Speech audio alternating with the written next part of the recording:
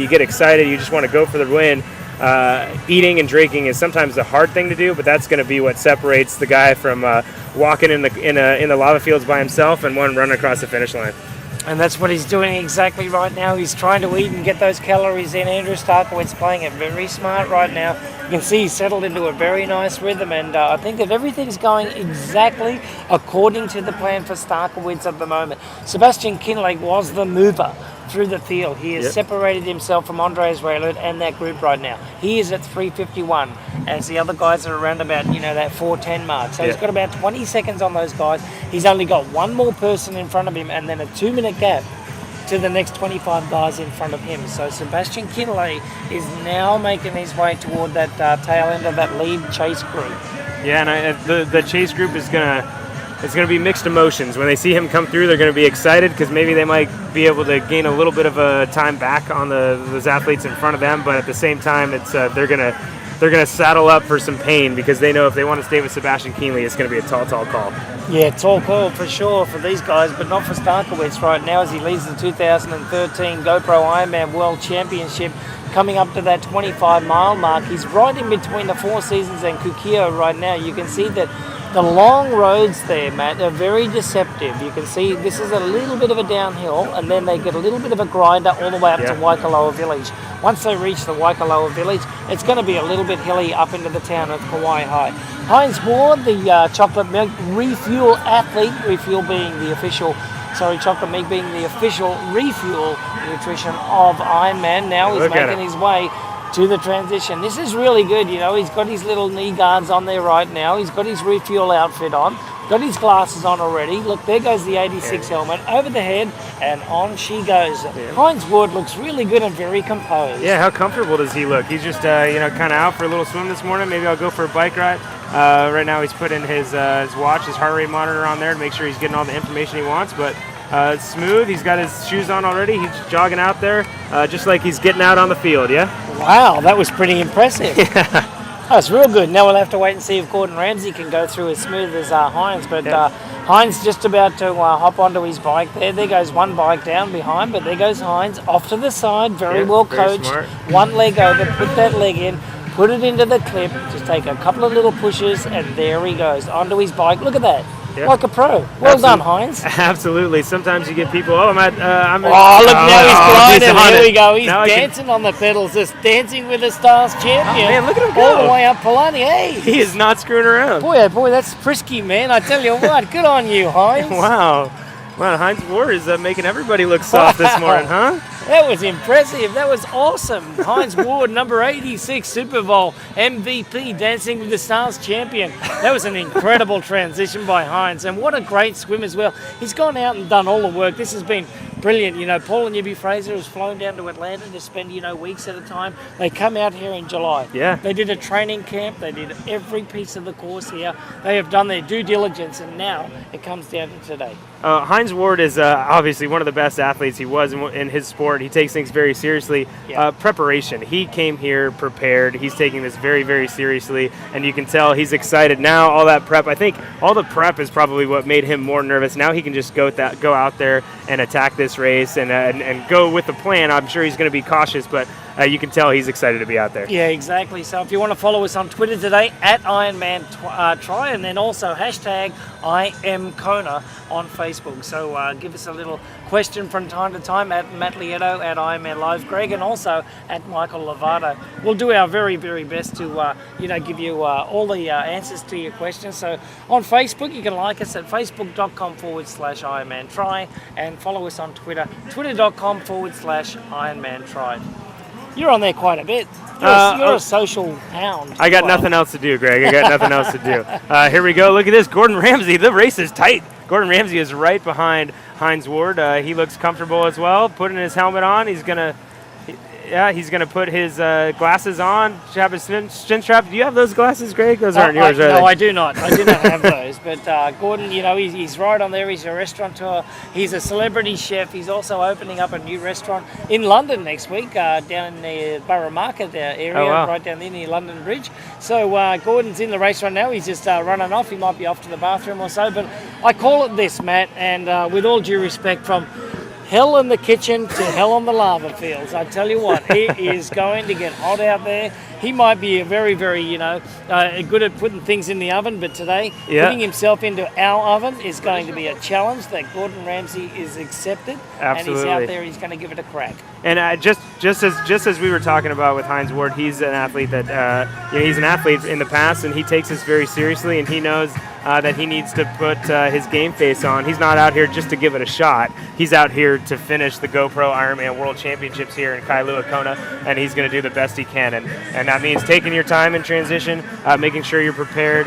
And right now he's making sure he's taking care of business. Gordon Ramsay is back at his bike, and he's going to put his bike shoes on and then get out there and experience those the hell of the lava fields, as you say. Yes, exactly. From Hell's Kitchen to hell in the lava field. So here he goes. Gordon's putting on his gloves. He's making sure, but he's just remaining patient right now. Just making sure that he gets comfortable. On go the bike shoes. He's going to take him out there after the dismount line, I would imagine. And just put him on out there. So he's also been very well taught, and just he moves his way around to that little mountain line area. So he's just going to put the bike probably up against the wall and put those bike shoes on before he heads out. Absolutely, and I don't know if I want I don't think all the other age groupers want the same pressure that Gordon Ramsay has. I mean, you got the world watching you. Everybody's watching every step you take. So Gordon Ramsay, well prepared. He's got his plan. He's going to put his shoes on here and then get on his bike and enjoy the day. I mean, he's a robust personality, Gordon Ramsay. So I'm excited to see what kind of emotions he goes through on the race course. He's today. a very nice guy. Absolutely. What you see on television is all about television. And, But you can imagine, put yourself in a position that you're in a 5-star restaurant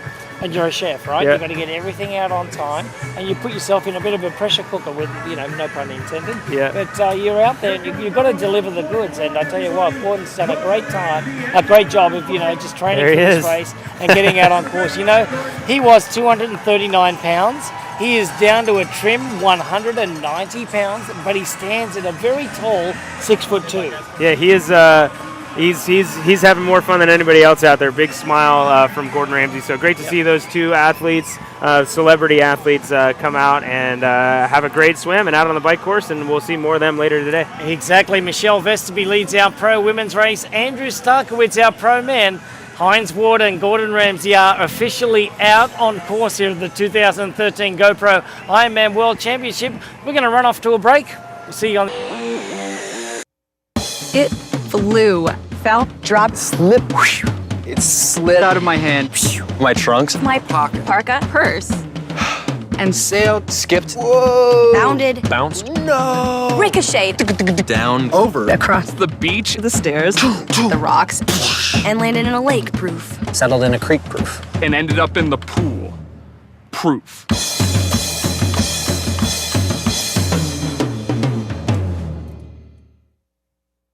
Champions aren't born. Champions are made. Will. Determination. Greatness. Here. Get made. Changing from short course to long course, the shiv has been crucial. The fuel cell is fantastic. Instead of taping bars or gels to your frame, it just makes it super aero and super clean and super tidy.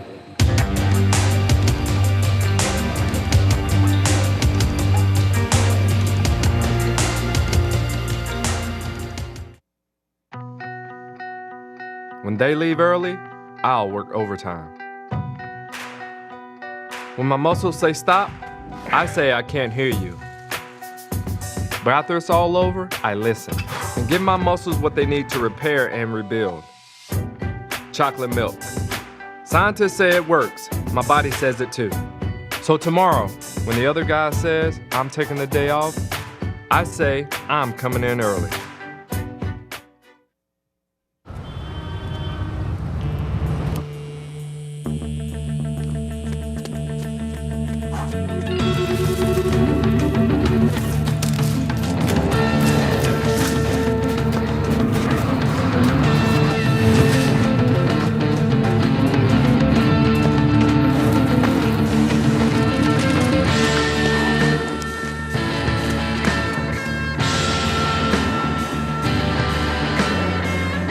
Soy N. Collanos y estáis viendo Ironman Live.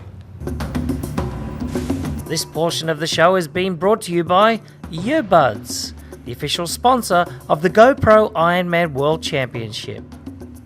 Ironman Fitness Blender, the official sponsor of the GoPro Ironman World Championship. Sugoi, the official performance apparel of Ironman. And by Rods Racing, the presenting sponsor of the GoPro Ironman World Championship run course.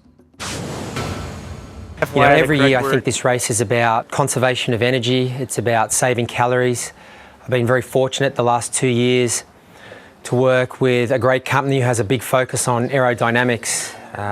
For me personally, the race here 2 years ago, that was a big turning point in my career. I was able to ride at an effort level that I'd previously ridden at, but in a lot more aerodynamic fashion, and was able to go quicker, but also translated into energy savings, which I was able to capitalise on in the marathon. So, you know, it's a long race, and I think you're looking to race smart, to conserve energy where you can, and aerodynamics is a big part of that. You know, I'm a big believer in trying to get into the wind tunnel as often as possible, usually at least once a season, fine-tune my position, and use the latest and greatest, whatever is out there and is available, because I think at this end of the sport, the World Championships, I think you're looking for every advantage you can get. Okay. Welcome back to the 2013 Ironman World Championship here, presented by GoPro. We've got a fantastic race going on at the moment. Andrew Starkowitz now has gone out to a 2 minute and 26 second lead. He's just gone through that 30-mile mark, and Faris El Sultan, Pete Jacobs, Luke McKenzie. Good news for Craig Alexander is that he is back on that lead group, as we see our leaderboard right now, brought to you by Rods Racing. So Starkowitz from the USA leads, Pete Jacobs, El Sultan, McKenzie from Australia, Van Leer from Belgium, Alexander Bruck, Janos, Brandon Marsh and Tyler Butterfield round out the top 10 there, Matt. No surprises right there, but Tyler Butterfield had a great swim and he's on this group. He did, absolutely. And to be honest, I'm a little surprised to see Timo Brock that far up and Tyler Butterfield this early in the race. Those athletes, you know, we wouldn't have been surprised, I guess, if they were, I should say, a minute and a half, 2 minutes back at this point. Timo Brock is an athlete I've ridden with early in this race, and he usually has to ride very, very hard the first 40 miles of the bike ride to get up into contention, and he was there right from the beginning. So from my count, we had about 19 athletes in the men's field, about 35, 37 seconds apart. So that's a very large group. Sebastian Kienle is going to still work his way up through there. He was about a minute back last time we checked. Yeah, a minute back from Pete Jacobs, but he's right on the tail end of that group right now. So probably next time we get a shot of our chase grid there on the bike, we're going to be able to see Sebastian Kienle. So as we're watching Andrew Starkowitz just power away from the field at the moment, Kienle has been the big mover. The big move for me is going backwards. That is Andy Raylo right now is 6.5 minutes down. So he's lost 3 minutes to Kienle over the first 3 miles. He is losing a minute every 10 miles on Sebastian Kienle. That is the shocker for me. Andreas Rayler, an athlete I thought easily could win this race. I would say it now. He's not able, I don't think, at this point to win this race. He's too far back. He's going back very quickly. This does say, though, to be fair, Sebastian Kienle is absolutely hooking. TJ Tolekson has lost 2.5 minutes to him already. Jordan Rapp, another one of those athletes, has lost over 2 minutes on Sebastian Kienle. So Sebastian Kienle is absolutely mobbing through this field. And right now we've got to look at the women's field. That was Meredith Kessler getting past. And there we go. We've got the lead of the women's race right here. Yeah, it looks like Doc Amanda Stevens at the moment. By the look of it, she's doing a pretty good job of, holding down the pace here at the front of the race. Meredith Kessler, a lot of people like Paul and Yubi Fraser, she's been calling about, Meredith Kessler for a while now. Meredith hasn't raced a lot lately, which is uncharacteristic of Meredith because she does like to get out there and do a whole bunch of races. This time, I think that she learned from experience. She wants to bring it all and drop it on Kona this time. Absolutely. And make sure that she's going to put all of her eggs into this one basket. Absolutely, and that's what it takes to do well in this race, to win this race. And Meredith, I think, would be happy with the podium. You got to take your steps usually in this event. You got to learn from your mistakes in years past, and she's had some mistakes here, but she came here very focused. This is the first time Meredith has come out. I want to say it was 5 weeks out. She was out here when we were at the World Championships in Vegas for 70.3. So she's taking this race very seriously, as you said, and it shows with how close she is to the pointy end of this race. Yes, Amanda Stevens leading our women's race at the GoPro Ironman World Championship right now, getting very close to that Waikoloa district, Matt. This is generally where we get a little bit of the wind that just pops over in between Mauna Loa and Mauna Kea. Yeah. That's Mauna Loa on the right-hand side. Mauna Kea is coming up left of the screen right now. You can see that Mauna Kea stands at 13,700 feet. There's snow up there.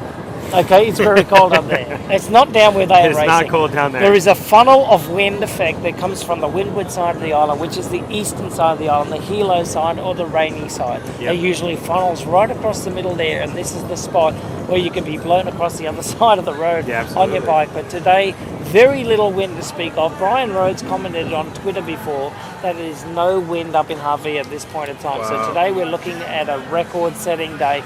Very hot, very humid, lots of nutrition to be done. I think you're right, and I think the record could come from that man in the front, Andrew Starkowitz. He's doing his best, but right now it does seem like Sebastian Kienle is starting to pull the time back on Andrew Starkowitz, and I think the bulk of his time he's going to come that climb to Hawaii. Sebastian Kienle is very, very good at that, and as being a talented cyclist and somebody who knows how to ride their bike and handle it very well, Sebastian Kienle will be able to ride down from Hawaii quite quickly. It's a spot where a lot of good cyclists are able to take an advantage on the rest of the athletes that maybe aren't so good at handling their bike in the wind and fast speeds. And right now we have Michael Lovato. He's got something for us in town.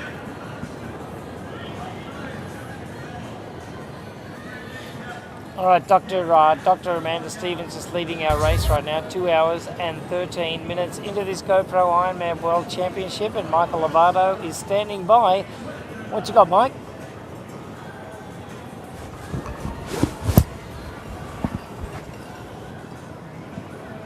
Okay, right now we're gonna catch up with Michael just in a little bit. He gets distracted easily. He's probably grabbing himself a snack or a coffee, but he's always eating. He really is. But Amanda Stevens is gonna need to do some eating soon. She's putting a lot of effort out, so she's gonna make sure that she gets that nutrition in. But man, she looks smooth. And the women's racing, I keep saying it over and over again. I've started to repeat myself, but it's been very aggressive in the front of the field. And we used to not see this type of racing. It was get out and ride your pace, swim your pace, and ride your pace. And they are attacking each other and going for the front of this race. And Amanda Stevens is moving around on her bike a little bit, but that just tells me in this section of the race that she is going quite hard, and she wants to be assertive and be in the front of the race as long as she can. And it sounds like Michael Lovato maybe has that full belly. He got that snack, and he's back down in transition for us. What do you have for us, Michael? Well, just a bit of a break from the action there at the pro field. I've been down here in transition, and just some notable names that we've seen come out. Obviously, a blast from the past, a woman who's finished third place here 5 times out of Brazil, a legend in the sport, Fernanda Keller. We did see her go by. She's out on the bike right now, but I bring that up. She's a worthy mention here of a legend in our sport, not unlike you, Greg Welch, there in studio. But one thing that I did want to bring up, and this is the time I hear you guys talking a lot about the hydration, the fueling, and tackling this bike course. And right now, what is the last thing on these guys' mind is what's going to happen later in this race, and what's going to happen when these elements start to really seep in and take control of you. And just a couple of the athletes have really struggled out there as they return from Hawaii in the past, and what that means is they're just draining, losing sweat, losing fluid, just falling behind, and that hydration, that sweat rate, if you will, that dictates how well these athletes will perform. It's a huge factor. We heard years ago Chris McCormack say, I've got a really high sweat rate, and that hurts me here. I disagree. Chris McCormack had a great sweat rate, and that helped him because he did learn his body cooled itself, and he learned to manage that. So Chris McCormack learned to manage that, and how can you athletes at home manage that? This is just a bit of a tip. Again, looking at transitions, these people start out, they need to look way ahead. So where I'm going with this is just tracking these sweat rates, just looking at how much sweat do I actually lose in a race. And I bring this up because there is a product that is out by Tanita. It's a scale made, the Ironman scale, and also body composition monitor. So this unit, why do I bring this up? It's because it has a lot more than just body weight. It has body fat percentage, metabolic rate, the water in your body. So how can you use this tool in your everyday training? The way that you can use this tool in your everyday training for me is very simple. I'm going to summarize it quickly. Get on the scale before you go out for a workout. Check that pre-workout weight. Go do an hour worth of exercise. Come back. Check that post-workout weight. come up with that number, and then know this number, folks. Know what you're losing. For an athlete like myself with a higher sweat rate, or Chris McCormack, that could be up in the 5.5 pounds per hour. That's a staggering number. But folks, if you use a product like this Tanita Ironman body composition and body weight scale, it can help you determine that sweat rate. Why I mention that now again is because this is the key time in the race when you start managing. Come up with those fluids. You've been in this bike ride for a couple hours now. You need to really manage that fluid loss. So again, not as much of a race update, more of a target of what these athletes should be and could be thinking about now as they are riding up towards Javi. That turnaround's coming soon, and they need to be on top of those fluids. Thanks for joining me down here at Transition. Greg, Matt, back to you in studio. Rightio, thank you very much, Michael. Very nice report there. And we got Dr. Amanda Stevens leading our women's race. Amanda Stevens leads through 30 miles. She's leading Meredith Kessler from the USA, Caroline Stefan, Jodie Swallow, Michelle Vesterby's in there, Rachel Joyce, Leander Cave, Liz Blatchford, Gina Crawford, and rounding out the top 10 is Rebecca Keith. They are all within 21 seconds of each other, Matt. Yeah, and those are some tough athletes. I mean, that's pretty much what we have as our leaderboard of athletes we thought could win this race. Miranda Carfrey is one absolutely notable exception that's not in that group, but to have those 10 girls that close together racing hard, I mean, we don't normally see a group that big in the women's field at the front of the race 30 miles in and Rebecca Keith, she's very dangerous and she's in that group. She is very dangerous. She's sitting right at the back of that group at 21 seconds off the lead, so they're all riding at a legal distance, at 10 meters apart. They have 25 seconds to overtake. Once they get out into that overtaking lane, they have to go all the way to the front there. So Amanda Stevens is responsible for doing the pace setting right now. Through 30 miles of the men's course there, Matt. Andrew Starkowitz leads Pete Jacobs by 2 minutes and 26 seconds. And Faris Al Sultan, Luke McKenzie, Frederick Van Leerder. Good news for Craig Alexander. He's back up into that chase group. Timo Bragdon, Neko Janos, and Brandon Marsh, followed by Tyler Butterfield rounding up the top 10 men, all within about 13 seconds of each other at the moment, but 2 minutes and 26 seconds down on Starkowitz. That is going to go outwards, but Kinley now is right into the back of that chase group. Yeah, and this is where the interesting things I think are going to happen, Greg, and athletes are going to, I'll use big air quotes here, decide whether or not to go with Andrew Starkowitz when he comes by the bike.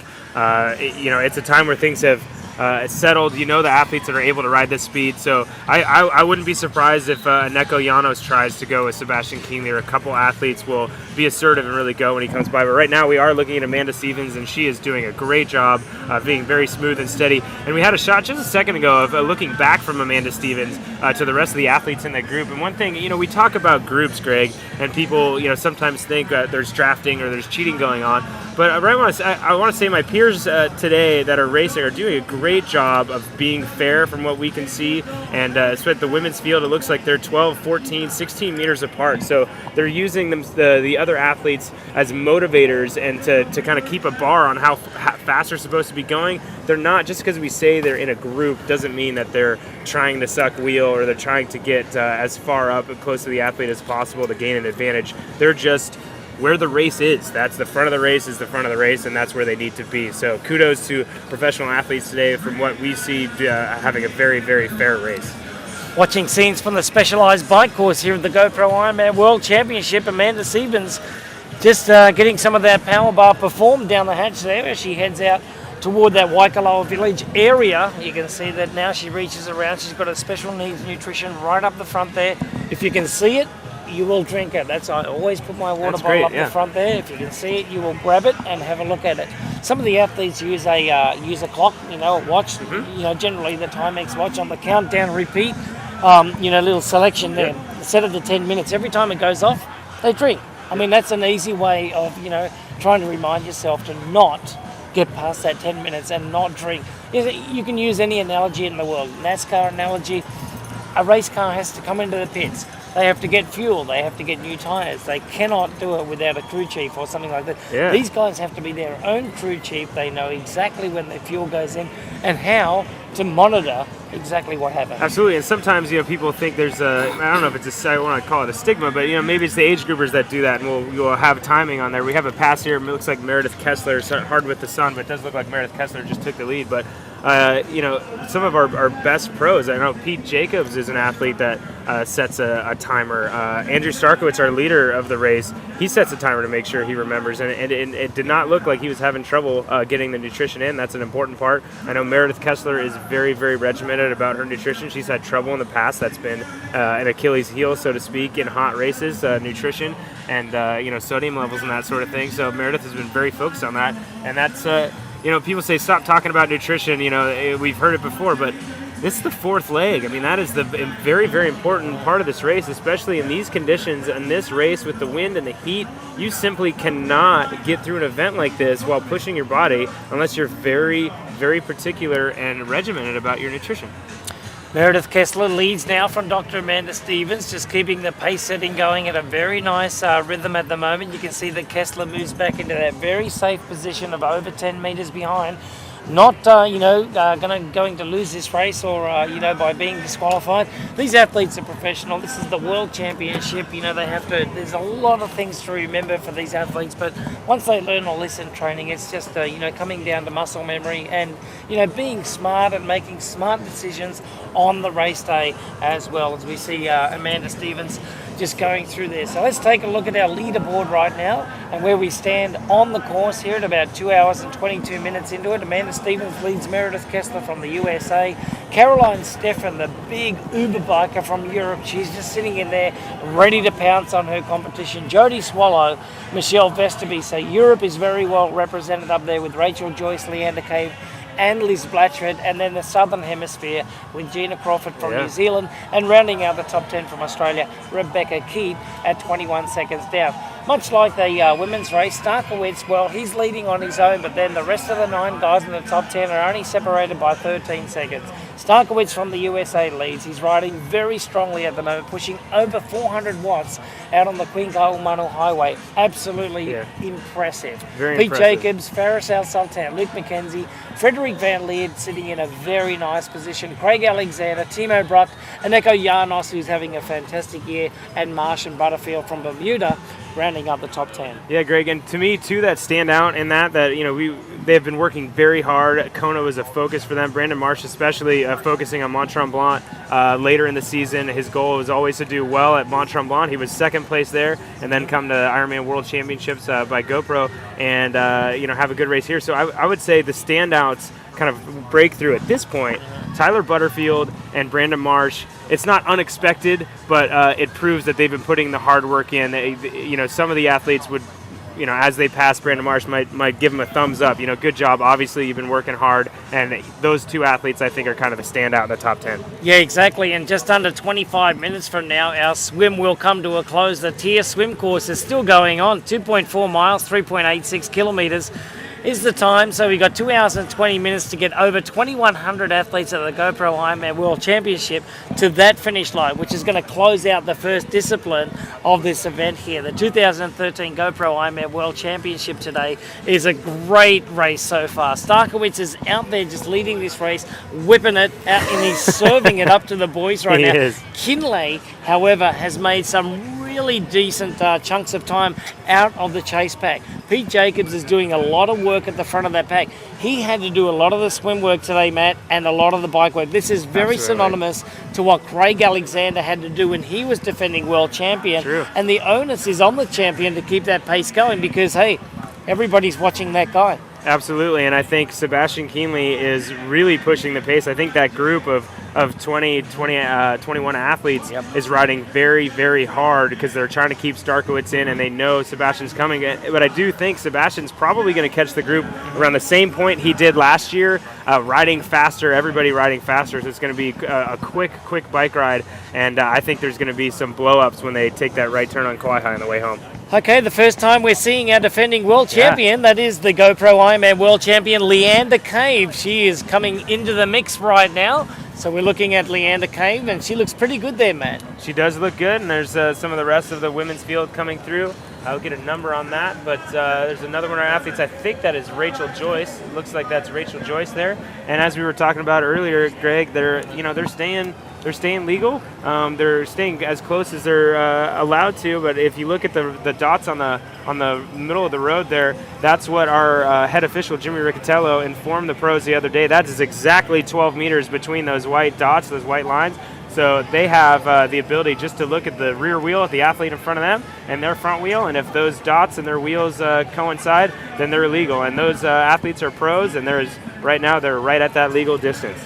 Yeah, so the only two girls I think that are missing, out of this group at the moment is Marinda Carfrey and also Mary Beth Ellis, with Mary Beth's broken collarbone, and Marinda Carfrey, by having a little bit slower swim than the rest of the girls today, I think that they're the only two contenders that have not made this lead group of 10 girls. Also on the bike, an athlete is going about 20 miles an hour, is using around about 85% of their energy to overcome wind resistance. So, using a modern tri-bike or aero helmets these days, they ride about 3 miles an hour faster. So you can see the Kona by the numbers right now. Efficiency is everything. You can see minutes saved on race wheels, 6 to 8 minutes, aero bars, 9 minutes, aero helmet, 4 to 5 minutes. And also being in that aerodynamic position there, Matt, and being able to stay comfortable. These are all the recon instrument numbers that we need to know about it, because all the age groupers, this is what they're trying to strive towards, is knocking off time off their overall finish. No, these are great numbers, and what I think, Greg, if you add all those numbers up, how much higher up the record books do you think you'd be? Give yourself another 28 minutes, maybe? Mate, I was going 110%. Every race I did here, I gave 110%. Of course you did. Some people came up to me and said, hey, you could have ridden faster. And I said, yeah, I could have ridden faster. I could have run faster too. But I want to put myself in a position where I'm going to do really well. Got to win the race. So if you bike faster, like in my days, it was like Jürgen Zach, which is the modern day, Sebastian Kienle. Yep. When he would come past, I would like, nope, you're on your own, dude. Yep. I cannot ride it with your pace. So why let my ego get the better of me? I'll stay where I am and allow myself to have a good run. No, and that was great. I mean, to do it back then was much harder. The athletes, to a certain extent, have it a little easier these days. Tell us about, you think, the difference in technology. I mean, every athlete is looking at power meters. Every athlete has a power meter. We have the ability to, as Michael was showing us, measure our sweat loss and things like that. What do you think the difference in is technology from then and now, and the advantage that the athletes currently have over, the times that you were racing? Well, I do think, Matt, you bring up a good point. Times would have been faster back then if we had the technology, but that's not the way that we work. We revolutionize, we go through different evolutions in the sport of triathlon, in the sport of everything, and in life in general. So, whether it be haircuts, like you, flock of seagulls, like me, I'm just a baldy. Okay, so back then, if we had aero bars, sure, Mark Allen, Dave Scott, gosh, who knows? They could have gone sub-8. Who knows? Craig Alexander's already been 8:03. Craig Alexander, Mark Allen, Dave Scott, probably the three best Ironman triathletes of all time. These guys were fast. But back then, we had our race wheels were this thin. Now they're riding the 808 zips, which are about, almost 8 inches thick. Yeah. So giving you a very nice fairing, getting out there and cutting down wind resistance, with wetsuits, with everything, So anyway, that's how I see it. No, I think you're right, and amazing to see the difference. And it's 2013. How long ago was it? What year was it? 94, yeah. 1964 when I won this race. Oh, hang on, that's when I was born. Yeah. I forget. I'm getting old. Alzheimer's is kicking in. No, but 94. Kicked in a long time ago. Yeah, Greg. 94. So next year it's going to be the 20th anniversary of my win. But nothing really much has changed. I think that the training is a little bit more scientific these days. When we raced, I didn't have a coach. Mark Allen, Dave Scott, they were pretty much self-taught as well. Yeah. So I think it's changed a little bit, but it's good to see all these changes coming in anyway. And the important thing, I think you point on it, obviously you guys could have been faster if you had the technology. We go through phases. But at this race, especially in Ironman, this is a race. And you had to do what you had to do to be the first one across the finish line, because that's all that mattered to you. It didn't matter what time you had. That wasn't. You didn't look at your watch when you were done. You looked at everybody cheering for the first guy across the finish line, right? So that's what these athletes are trying to do. They're trying to go as fast as they can and cross the finish line first. I think we might have a little piece on Greg Welch. Well, this is going to be embarrassing, isn't it? Go on, take a look at it, have a laugh. Welchie, winning the Ironman, the biggest prize in the sport, has to mean so much to you coming down that final stretch. Winning the Ironman was everything to me. I was so ecstatic when I got across that line with the Australian flag. But when I was in the race, all I could think about was running next to Dave Scott early in the marathon, and I had flashbacks of all those years that Mark Allen would run next to Dave Scott and not win. This time I'd accelerated ahead of Dave Scott out of the pit where it was very hot and there was no wind, and I thought it was time for me to put space in between me and the Ironman champion. He hadn't been back in 5 years. He's 40 years old, but still, the guy looked like he was so ripped. I was riding beside him at one point of the course at about 80 miles in the bike ride. He looked across at me and he said, "Greg, we're on great pace." I don't know why he said that to me after all those years with Mark Allen and Dave Scott not saying anything to each other. I don't know if it was an intimidation thing, but all I was focused on was the road ahead. Welch, you're in the lead. Was there ever a point where you felt like, I've got this? Actually, when I came out of the energy lab, the lead got down to 11 seconds, but then I got a split that it was up to 52 seconds. I knew at that point, if I just kept that pace going, I would win. I would grab the Australian flag on a Licky drive, and this would be the greatest moment of my life. Dave Scott would prove that a 40-year-old can still do it. The best finish ever for a 40-year-old, second place.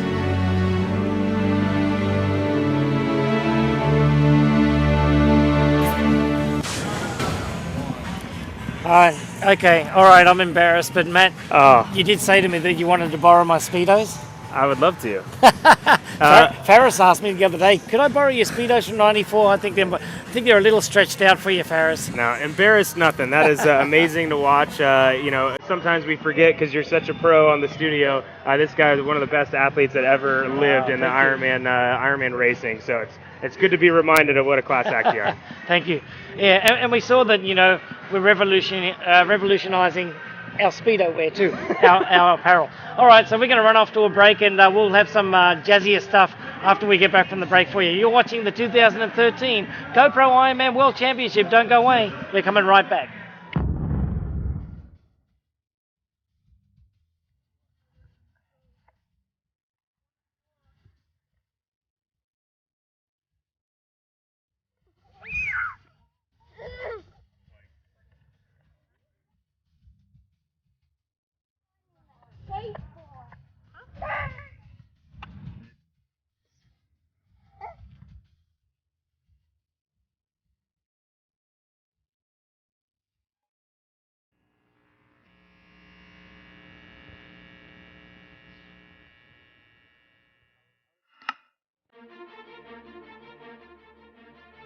It all started 25 years ago with a sewing machine, a cyclist, a fashion student, and a simple idea: to build a better bike short. And from these humble beginnings, Segoy was born.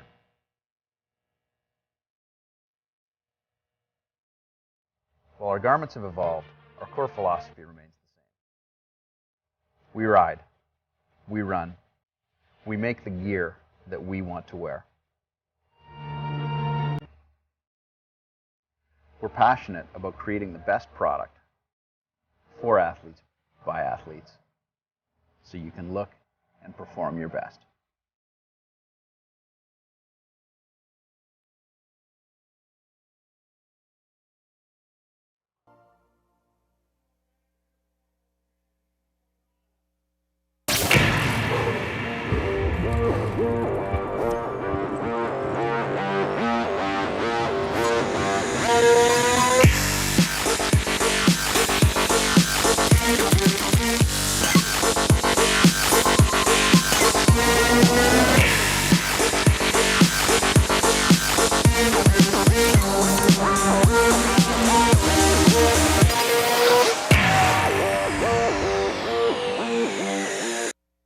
It flew, fell, dropped, Slip.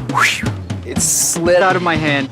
My trunks. my pocket, parka, purse, And sailed. Skipped. Whoa. bounded, Bounced. no, ricocheted, Down. Over. across the beach, the stairs, the rocks, and landed in a lake proof. Settled in a creek proof. And ended up in the pool. Proof.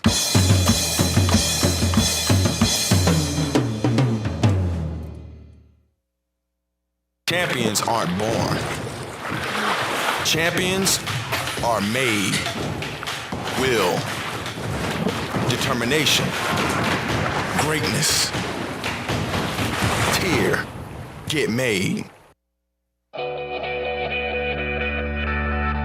It's always about going faster because it's a race, but it's about going faster with the minimum input of energy possible. Minimising drag and aerodynamics plays a huge role because you want to be able to expend your energy in a way that you get a massive return on that investment, i.e. going further down the road and also saving energy for the marathon, which is a huge determining factor in success or failure in any triathlon.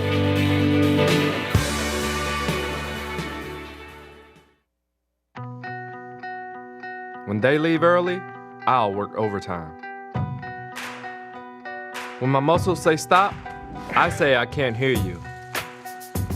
But after it's all over, I listen and give my muscles what they need to repair and rebuild. Chocolate milk. Scientists say it works. My body says it too.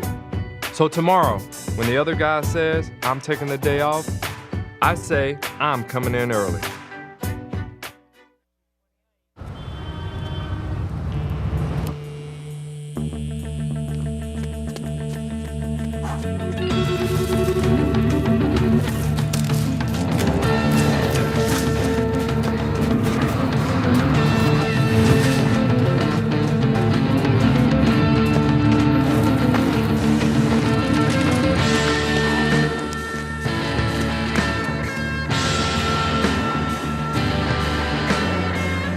I'm Craig Alexander, and you're watching Ironman Live.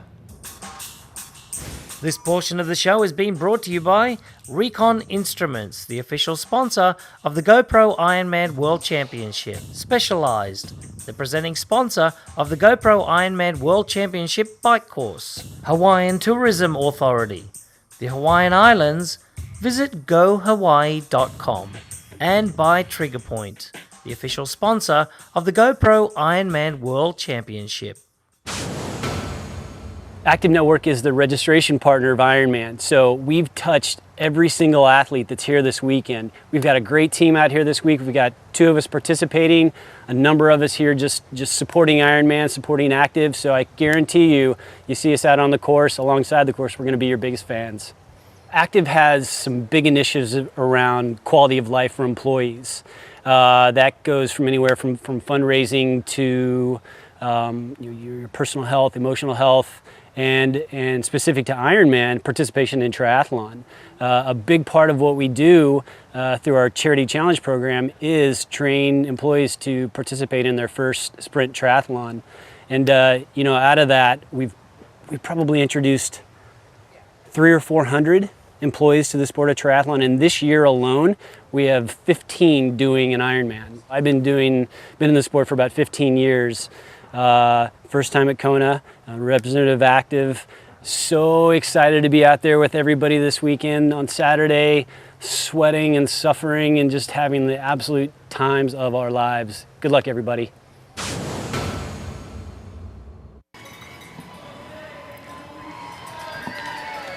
The 2013 GoPro Ironman World Championship is coming to an end here in our swim. We are getting very close to that 9:20 mark. We're about just under 9 minutes from that at the moment, Mike, and as we can see, our final swimmer just almost about to make it. So, wow. Yeah, this is a moment when you're just on the edge of your seat, as you would be at home if you're sitting there watching a loved one, waiting to see if they come out of the water. This is really a key, intense moment. To see this live is absolutely sort of, staggering. The emotion is thick in the air. It's just really, it's sad, it's uplifting, it's inspiring, it's everything. And these athletes, they work so hard to try and make this cutoff, and sometimes they don't. It's just heartbreaking when they don't. Mike, it's amazing to see that every single one of our athletes is going to make it out of the water today. We have really good conditions today. You can see that 2 hours and 40 minutes under the race clock. That is our professional athlete time. This here right now, they've got about 8 minutes to complete this swim at the moment. So we can see that all of our athletes are going to make it out of the tier swim course today. 2.4 miles distance. This is awesome. Awesome. It is awesome, and it tells me, hey, this is the nice thing. We've got a lot more athletes really well prepared for this swim, because it is quite a feat to go out there and swim around in the ocean without a wetsuit, as we talked about, in the Kailua Bay. It's tough, and so these athletes are treating that with respect. They're coming in here and doing the work they need to do. This is something that you can't overlook. I mean, swimming, it's a small portion of the race, 7-8% of the overall time, but ultimately it is key to the success of your event. So cannot overlook that. Nice you shot can, there. Of, yeah. Meredith Kessler looking really good. Just riding there. She's just turned at Kauai High down the dip, which is a nice, fast 3-mile downhill, mile and a half downhill, and then they take a right up there towards Hawi. So yeah, they're on the Kahala coast now, Michael, and they got about 19 miles until they get to Hawi Town, where they'll make the turnaround of just over 60 miles onto the bike course today. So it's hard to fathom that the guys are at the 50-mile mark, and our last swimmer just getting out of the water. Yeah, that really shows what's going on. Walking up the steps there, no need to hustle at this point. It's collecting yourself and getting ready to transition as slowly as you need to. Yeah, one of our oldest competitors today, our oldest competitor in our women's field is Harriet Anderson from the United States, and she's awesome. Last year, she finished at 16 hours, 59 minutes, with 1 minute to spare. I watched it. I watched her cross, and every time, I mean, this is going to make me look a little soft, but it made me cry, and I wasn't alone there. So it just happens. You know what? It's a lot of emotion. They're emotional, and that emotion is thick as can be. It's in the air. It sounds like a cliche, but it really is. You can feel that energy. I mean, even this morning, I walked through the King Cam on the way over here. Tension was high, and so that tension's been released now, but it is an emotional thing to go through this Ironman all day long. Yep, tension is always high around the pier in Kailua Kona on race day, especially before 6:30 a.m. on this tier swim course. You can see that all of our athletes, all but one of our athletes, is out on course at the moment, making their way into this swim finish. Got about 2 more minutes to swim, 2.5 minutes to swim, as we see that Leander Cave has made her way up to Kauai High. She's made that right-hand turn on the Kahala coast. She's making that 18-mile journey uphill. It's only a steady uphill, Mike, but it's enough to sort of get your attention. It's a tough section. So this is 18 miles, as you said, just 18 miles of gradual uphill. The last 6 miles is a straight uphill. So the last 6 miles to Hawi, you make a gradual bend where the wind will approach you with a turn, sort of about face and hit you in the front. But at this point, where we're seeing now, for those of you that have not been here, again, a pass. We see Jody Swallow coming around, and Leanda sitting on just on her line there, being overtaken again by her compatriot, Jody Swallow from Great Britain. So again, looking at this section, Greg, you know it well, it's uphill trending. However, there are downhills in the road. So you work quite hard. You'll see one just in the distance there. That's a nice little spike. This is a little bit of the reality sets into these athletes right now, this professional field in particular, where this, again, Jody overtaking Meredith Kessler for the lead. So this is a section where you realize, you'll look around at the folks that are in your proximity, and you'll see who stands up, who needs to stand up. The reality is setting in because you've been on the bike for a while now. So 40 plus miles, you're probably about 44 miles right now. And as you see, there's one standing up. It doesn't mean anything always, but it can give you a little insight, Greg. Yeah, Jody just made a pretty decisive move there. Went right around Leander, went right around Meredith Kessler, finds herself in the lead of the GoPro Ironman World Championship for the very first time for Jody Swallow. This is an incredible race. If you're not wondering who she is, you should, because she's a 70.3 Ironman World Champion as well when it was back in Clearwater. All right, let's go over to the swim and go on down to Matt Lieto to bring our last swimmer in. Matt? Yeah, thanks so much, Greg. And here we go, taking first feel of land in over 2 hours. Our last swimmer giving high fives on the way back up. This is what we love to see. Everybody who's trying to finish has finished. We had 2 pull out, but here's our last swim finisher. Chris, what is the energy like down here? I think it's fantastic. We put 2,100 people in the water this morning, and we've seen all 2,100 of them come in under that 2 hours and 20 minutes. It's an incredibly long day for these guys, but to see them come out of the water like that and see the smile on his face when he stood up is just electric. No, unbelievable. And I mean, this is a fun place to be because we get to see these athletes achieve a dream. This is the first part, but it's hard because they're so frightened of whether or not these athletes are going to be able to make it. And right now, from what I'm told, everybody has made it in. We're still looking out there to see whether or not there is someone that's still out there. But from what we got, everybody has made it in. It looks about 3 minutes to go, Chris. But I know Andy, we're going to talk to him in a little bit. Sometimes we call him the Grim Reaper because he has to tell the news. And I don't know, he's the best guy for the job because he is such a soft heart and he hates this job having to tell people they haven't made it, and it doesn't look like he's going to have to do that today. Yeah, I mean, to not have to tell someone they haven't made it is a good thing, and I definitely don't envy Andy. people put in a lifetime of work to make it to the World Championships, and to then miss that swim cutoff by a mere margin would be terrible.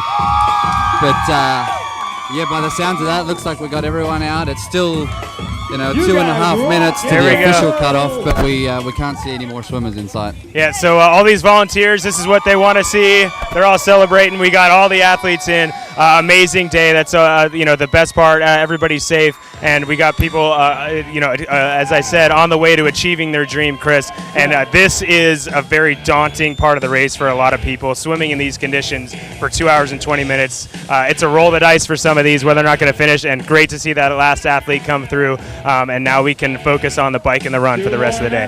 Yeah, definitely. And speaking of the bike and run, it sounds like the men and the women are tearing it up out there. They're out at mile 40.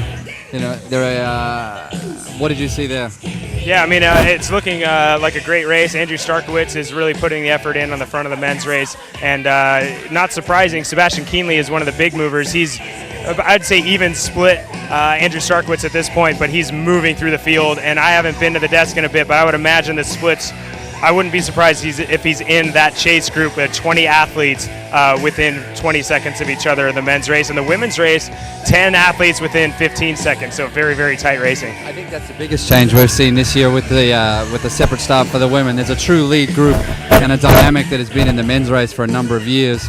But we're seeing it transfer over to the women's race, which is, in my eyes, as a fan and a spectator, is very, very exciting to watch. Absolutely. Yeah, no, it makes for fun racing, and it's putting those athletes, making them put their best foot forward and maybe stretch themselves at different times of the race, maybe where they wouldn't originally plan. So great racing by the men and women's field up there, and I think Greg and Mike probably have some more information for us, but me and Chris McDonald finishing up the swim course. We're all done here. Now to the bike and the run. All right, thank you very much, Matt. And I can tell you what, right now we got Meredith Kessler just making her way back toward the front of the course here. She went around Jodie Swallow there. Jodie Swallow gets to the front of the course and then gets out of the saddle. We can see that the athletes now going through the cutouts. This is wind protection right now, but they don't have to worry about that today. Jodie Swallow riding a very nice course at the moment. You can see that going through the aid station here on the Kahala coast, making sure that she picks up a nutrition. There we go, slows down, picks up a water bottle, gets rid of the old nutrition. Out with the old, in with the new, Mike. That's right, and this is a section we were starting to talk about earlier, and this is a famed section of the course because this section, with those rollers as you're trending uphill, you also have these cutouts in the mountains. So you have those sections that are basically channels. I know you talked about it out on the Queen K, channels that are wind tunnels, so to speak. So this is, obviously you can see, this is not a windy day. We are not having those oppressive crosswinds come down off the Kohalas and smack these people around. But when you do, you'll see it, and you can look, each athlete looks up the road and sees the competitor in front of them and riding at an angle, often a 45-degree angle. It is quite ridiculous. And then you'll see them get thrown laterally when that wind comes down and these channels appear. So again, one thing that I like to see is when these athletes do have still, I'm going to say, the strength and the ability to stay seated and still maintain that tempo that they want while in the saddle. I don't necessarily think it's always a bad thing to get out of the saddle, but I will bring it up time and time again because I do know that that is indicative, A, of your sort of control and your comfort at that moment, but it also is telling me that every time you kind of get up out of the saddle like that, you're taking a tiny bit away from the run, and you add those tiny bits up, and ultimately there could be a bit of a hamstring cramp or something. Again, Jodie doing that right now. And hamstring cramps on the run are not always the end of the day, but they are great. Well, right on cue was the girl with the hamstring problem, and that is Leander Cave. That's what she's been battling since February this year. You know, she's had all sorts of issues with it. And just like 2012, she was hampered with injuries in the beginning of the year. But at the end of 2011, she went on a rampage. She won Ironman Arizona. She was absolutely flying, and that could have been the downfall, you know, to the beginning of the 2012 season. She rehabbed herself. She got herself in a great position to win races. At the end of 2012, in September, she went to Las Vegas. She became the Ironman 70.3 world champion, and then just 5 weeks later become the Ironman world champion for the very first time. And you can see now Leander Cave has gone all the way around those two girls and to the front of this race. You can see that Jodie Swallow, Meredith Kessler, and 2 other girls are not wanting to let these girls go. Now, the rule is that these girls, once you move out of that zone there. You're going to have to move around and take your 25 seconds to pass each and every one of those athletes. So if you're sitting at the back of the pack and you're in 10th place, you've got a couple of minutes to get by all of these girls. And you can see right now one of the girls is trying to get around. You're exactly right, and so making the move again. I believe that's Meredith Kessler, and the sun's hitting my screen perhaps a bit here, but it is. I'm sorry, that's Amanda Stevens. So she is coming through, taking her turn at the front, and they're sharing this workload. Again, we talk often about the emotional load that you can have. And Leander takes a little bit of a freewheel right there, Mike. You can see that is the rule. So once the athlete breaks the plane of your front wheel, you have to back out of that zone. Can you explain that to us a little better? Yeah, so basically as soon as the front wheel of the athlete passing, we're getting a whole lot of passing here. So we'll see it again. As soon as the front wheel passes right there, she now is responsible for dropping back. This is Caroline Stefan. No, this is yes, it is Caroline. I'm sorry to butt in there, Mike. No, sorry hey, you know what? The way you can tell, Welchie, they look similar, but her Jody's shorts are longer. Yeah, exactly. So if you're seeing a little more thigh, that's Jody, not to mention a few other differences. However, Caroline Stefan, she's also extraordinarily smooth. This is a woman that you don't often see up out of the saddle. She's powerful, she's good, she's more comfortable in the air position than out of it. Tell me, Greg. This may be the move. This is the first time that Caroline has been at the front of the race, Mike. Caroline's strength is the bike ride. We all know that she can run a 3:06 marathon, but today she's going to have to use her weapon, and that is her bike ride. She's very well trained, very well coached, and then today is the day where I think coach has said, get out there on the bike and nail it, because it's going to give you the best chance of victory. The last 2 years in a row, she's been pipped in the last few miles, once by Miranda Carfrey, once by Leander Cave. So now she doesn't want that to happen again. She wants that strong bike ride, and now on the way up to Harvey on the gentle incline, maybe the time she has to make her move. It's a brilliant time, Greg. I mean, this is still a challenging bit of road ahead of her. I'm guessing at this point she's still looking at about 10 miles, 11 miles. It could even be 12, but she's looking at 10 to 12 miles before she gets to that turnaround. There's a lot of challenging riding up here, and if she can get away, distance herself, break that little pace line, get herself away from that little pace line, what happens is when you do have that last bit of 6 miles of gradual steady uphill with the headwind, nobody will get a benefit on her. She's away. Once she makes that turn, if she creates a 30-second, 45-second gap, brilliant, because she can use the strength she has to ride away on the downhill, which is quite a good place to take an advantage. All right, so let's hear about her strength with Caroline Stefan. Listen to this. I would say the biggest challenge this year was the bit of an average start in the year. People are used to seeing me right on the top of the podium, like in February, March. That didn't happen this year. I had a bit of bigger break after Kona. Struggled with motivations too. In the spring, I had races when I in the middle of the run, I said, "What I'm doing here? Why I do it? I couldn't push myself to the really end, like to the really hard bit." And I got that back in July, and I was really happy when I had a good race in July. And since then, I'm back.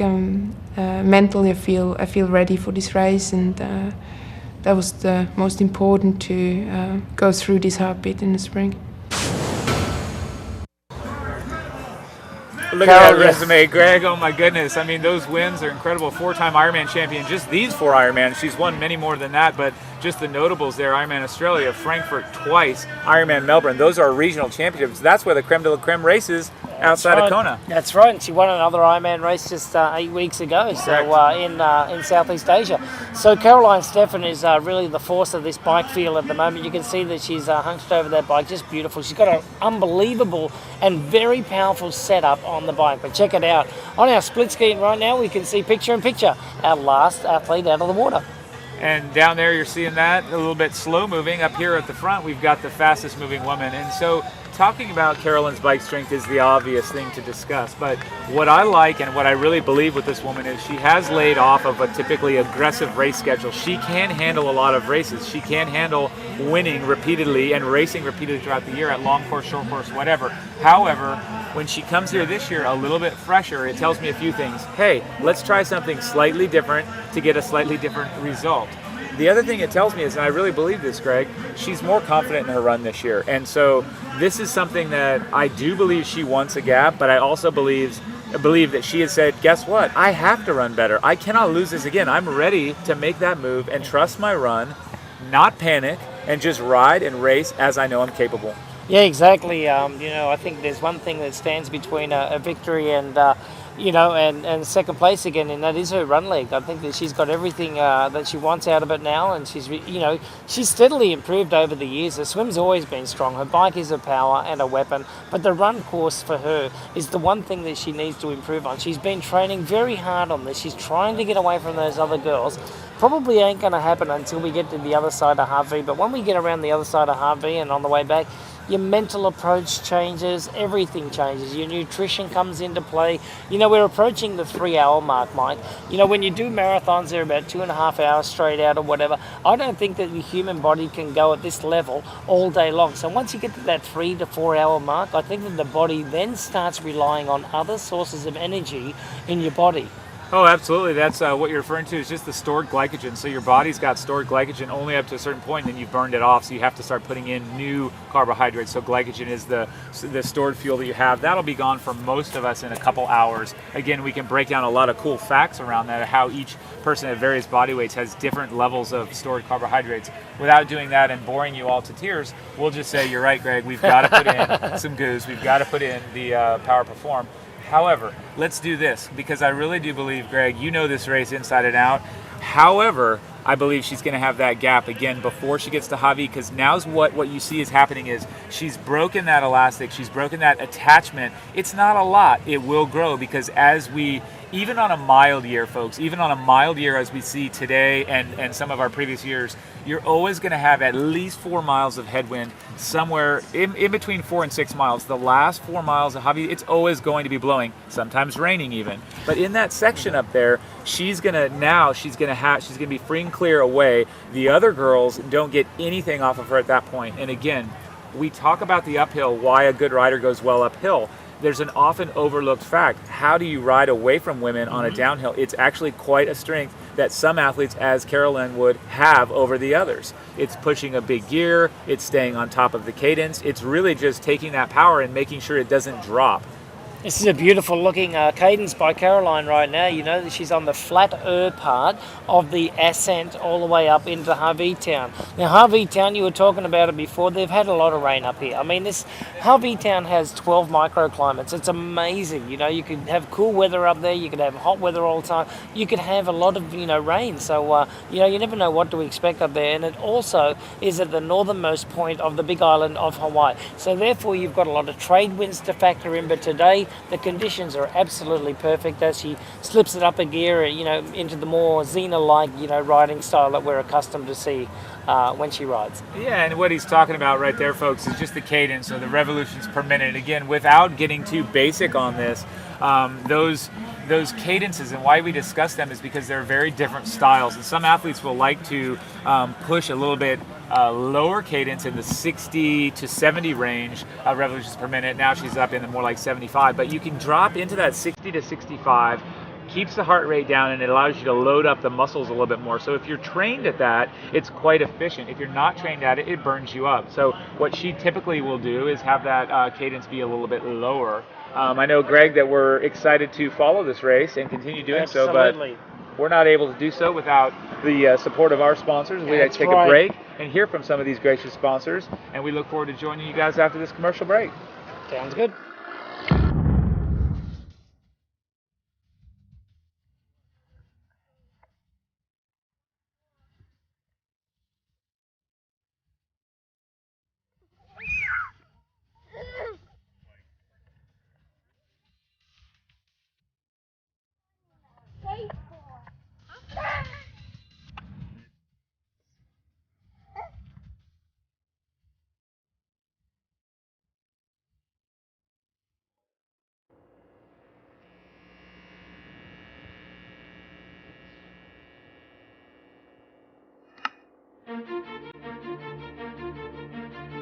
It all started 25 years ago with a sewing machine, a cyclist, a fashion student, and a simple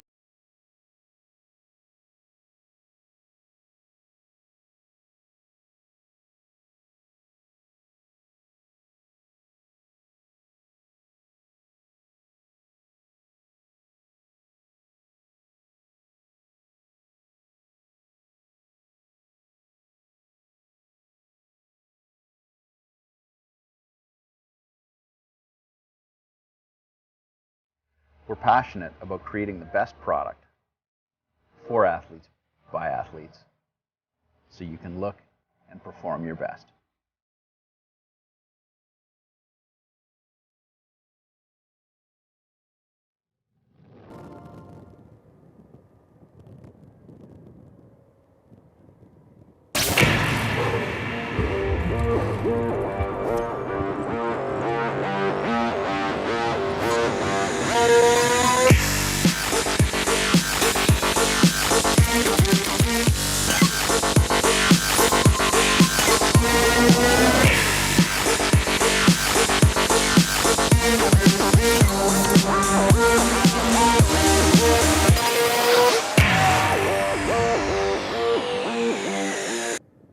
It flew, fell, dropped, Slip.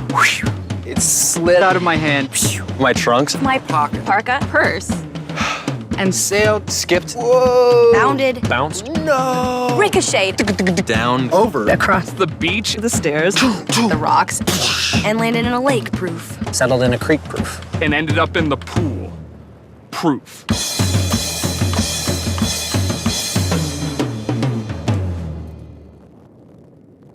Champions aren't born.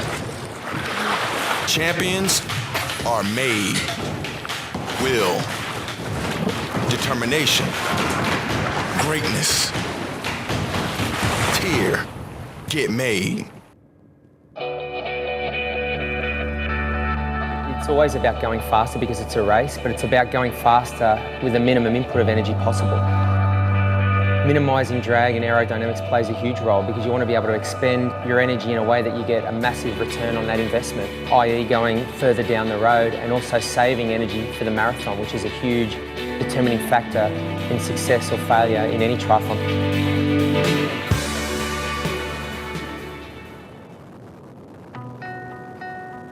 When they leave early, I'll work overtime.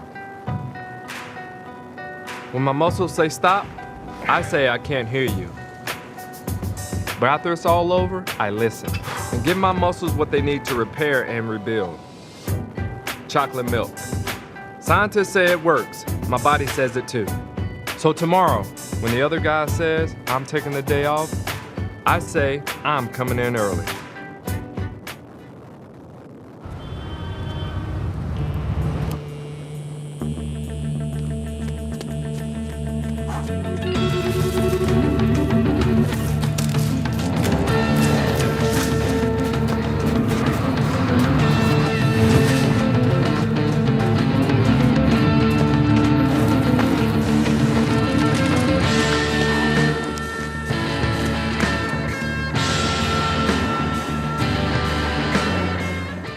I'm Carol and Stefan, and you're watching Ironman Live. This portion of the show has been brought to you by Timex, the official timepiece of Ironman. By Milk Pep, the official refuel beverage of Ironman. GoPro, the official camera of the GoPro Ironman World Championship. And by Degree, the official sponsor of the GoPro Ironman World Championship. One of the things that we absolutely strive to be is the #1 performance brand in the world. And to do that, #1 thing that we need is the best products in the class. So we have absolutely the best R&D team, the best engineers that we can find in order to work on these products. We came out with this bike that caters towards the triathlon market, and we went out and measured the actual wind direction and the speeds of 3 different Ironman courses, including Kona. So we made this bike specifically for this course. We wanted to make it even more aerodynamic than our best-in-class product that we had last year. We wanted to drop some weight, so we dropped nearly a pound off the frame set, and we wanted to make integrated storage. So we came out with lots of new and updated storage solutions, because on the bike, especially with the full triathlons and the Ironman courses, you need to be able to store everything that you need. One of the main objectives was to make the bike easier to travel with. So we cut down the fasteners used in the cockpit and the system as a whole. We made that a fraction of what the previous bike was. So we wanted to make it easier to work on. The #1 place that you can go for more information would be trekbikes.com. And while you're there, another great thing is to check out our Project One website. You can go on there and you can customize the entire paint job, the Grupo, the drivetrain on there, your wheel selection, the saddles. It's absolutely the best in the industry. And you're able to do that with the Speed Concept 9 and 7 series this year. All of us here at Trek Bikes are very excited to be here for the GoPro Ironman World Championships. And we want to wish the best of luck to all the racers here and hope the families have a great time here in Kona. And welcome back to the 2013 GoPro Ironman World Championship. Matt Lieto has joined me back in studio. Thanks for joining me, Matt. We are here and we are loving this action, and we know you are as well. We'd like to let you know that the race is going, it's going hard. And to check in on our top men and our top women, we would like to say that these men are pushing the pace. We still have Andrew Starkowitz out front. However, we believe that Sebastian Kinley has made his way into that second position. Yeah, the last check we've got, which was at mile 45, Sebastian Kinley is in second position and first position in that large group. So we expect to see some things happening pretty soon. Michael, like going up to Havi, I think Sebastian Kinley pushing the pace up. It's gonna break up that field, and I would say that group of 20, by the time they hit the middle of the downhill at Havi, might be 3 groups of 5, and you do the math. But there's gonna be some blow-ups. Absolutely, and so a couple of those names that you saw in there as well, Luke McKenzie, as well as we had Frederick Van Leer. Frederick Van Leer, last year's 3rd place. So these are good guys. How about our women's? Our women's race, we did see footage earlier where we had Caroline Stefan trying to make that break, trying to make it stick. Yep. She's drawing away a bit from these women. However, they're still tacked in there. They're still hanging on. Our last check, we did show Amanda Stevens had managed to jump into the front with Meredith Kessler, again, another contender from the U.S., 3 seconds back, Caroline Stefan in there, as well as Jody Swallow still in that top 4. This, I believe, is a little bit, that info may have been a tad older because we do show Caroline Stefan here. I believe she has made that lead, or that break stick a tiny bit. So again, zooming in on Caroline Stefan in the front.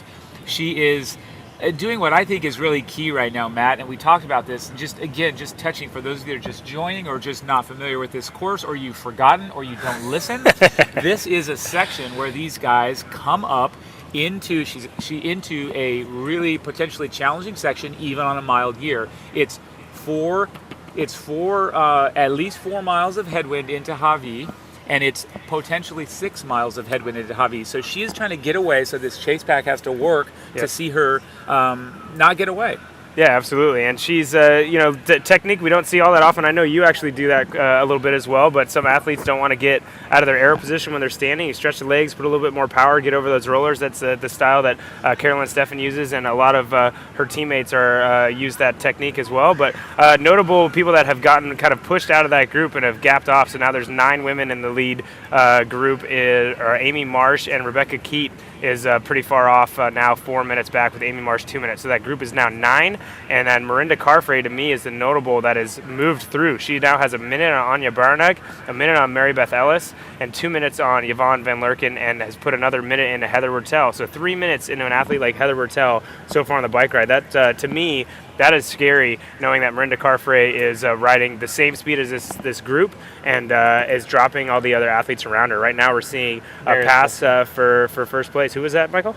I believe we're looking at, actually that's going to be, you know what, that may be, I thought it was Meredith Kessler, but we may actually say that's Amanda Stevens. Let's get a look here around the corner. It's Amanda Stevens. You see her in green. So coming up strong on the shoulder there and taking the lead away from Caroline Stefan. So perhaps these stats we were reading earlier are exactly accurate. So again, Amanda Stevens, someone that we've known for her swimming. It's really impressive to see her out front and going for it. This is Meredith Kessler, actually. Kessler. So let's just correct ourselves. Please don't doubt me ever, Michael. No, but she's Kessler off the front. Yeah, she's looking good. She's steady. She knows what she has to do. I mean, as we were talking with Greg, or as I was talking with Greg, it's a race, and you've got to put yourself in the front if you want to win the race. You know, there are times, as we were talking off camera, that you got to let things go. Like Jordan Rapp is letting things go a little bit, but right now in the women's race, these are pretty similarly talented cyclists, so they're all going to be trying to put their time in the front and make sure everybody stays close by. And you know, there is a little bit of gamesmanship. You know, maybe Caroline Stefan is a faster cyclist than Meredith Kessler, but Meredith Kessler doesn't want her to think that, so she's going to pull through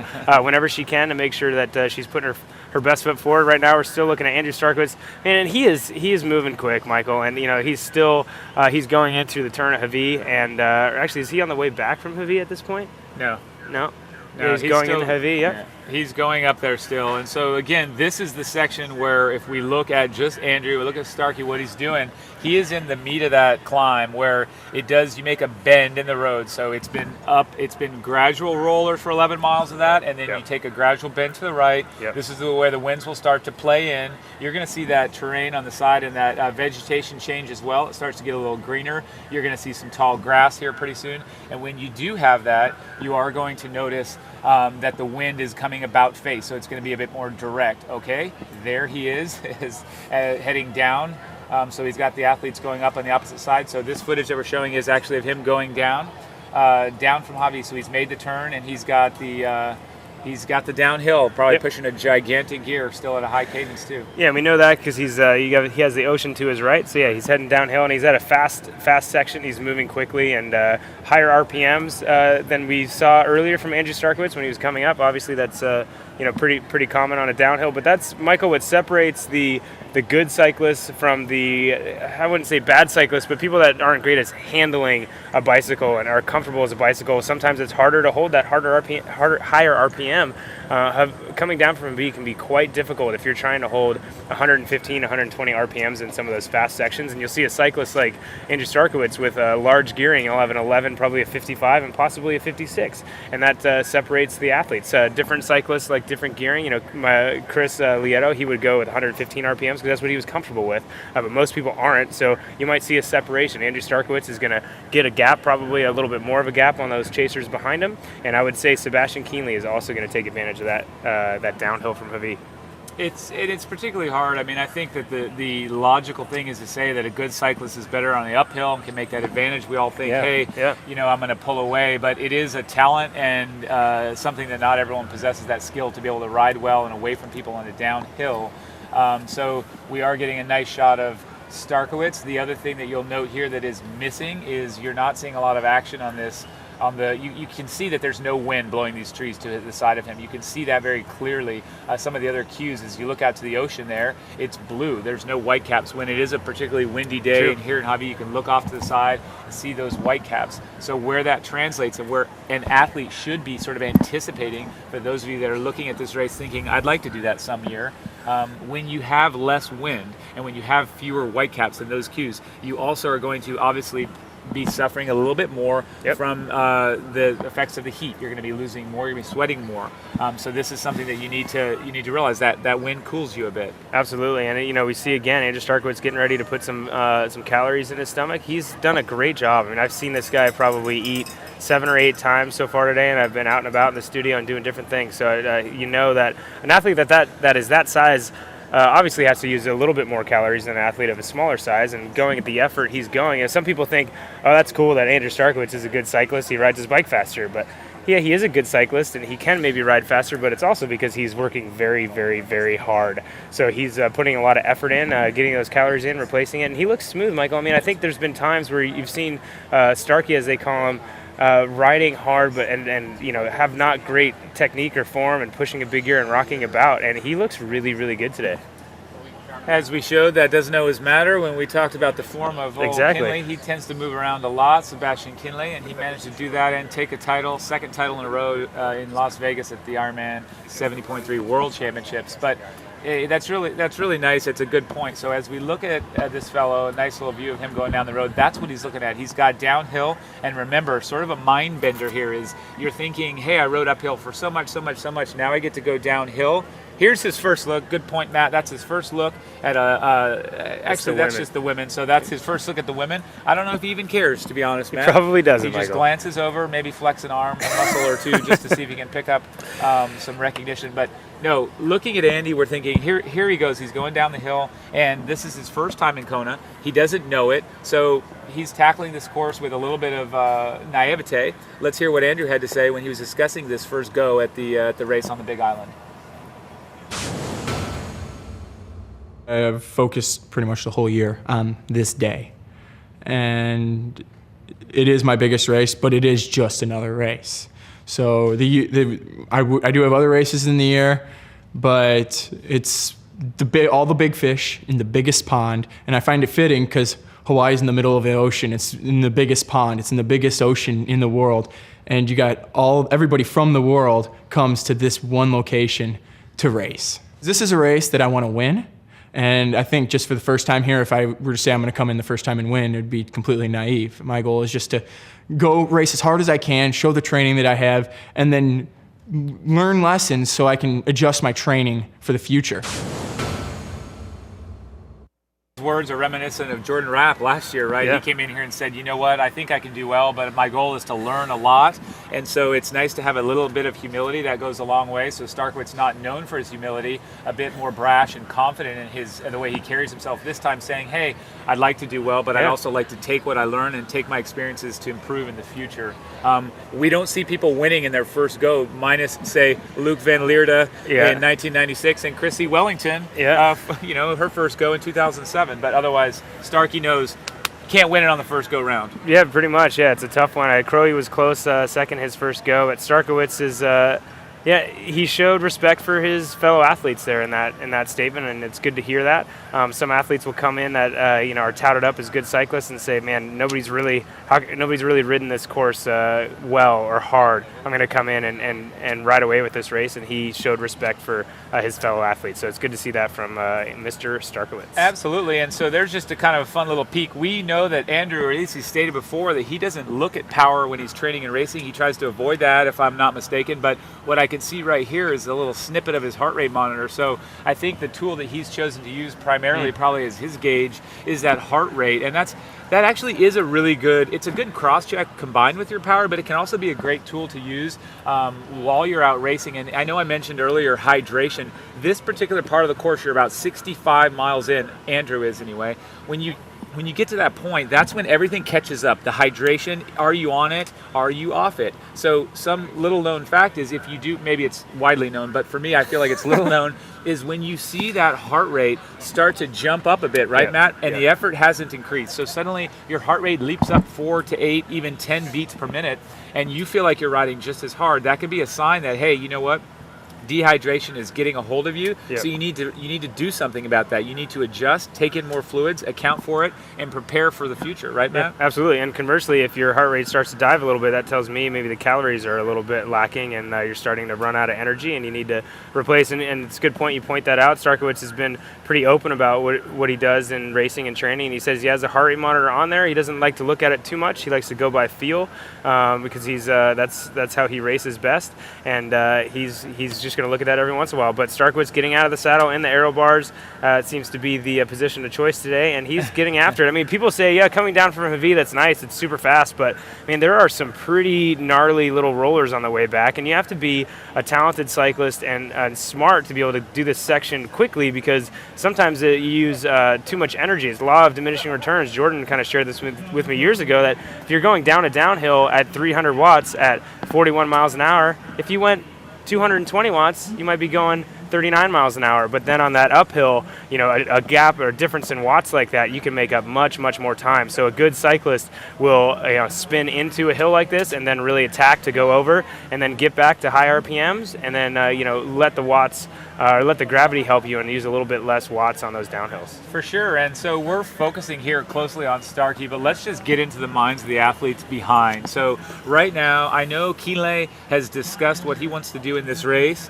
He's discussed that he wants to get in and get to the front of the race. He knows that Starkey's up front, but he's the one that has more confidence in his own running ability, I think, in his ability to win. He isn't here for the first time. So looking at it, Matt, what do you think is the psychological advantage or disadvantage to these athletes that aren't seeing Andrew yet? They're back there. Kinley's in the group.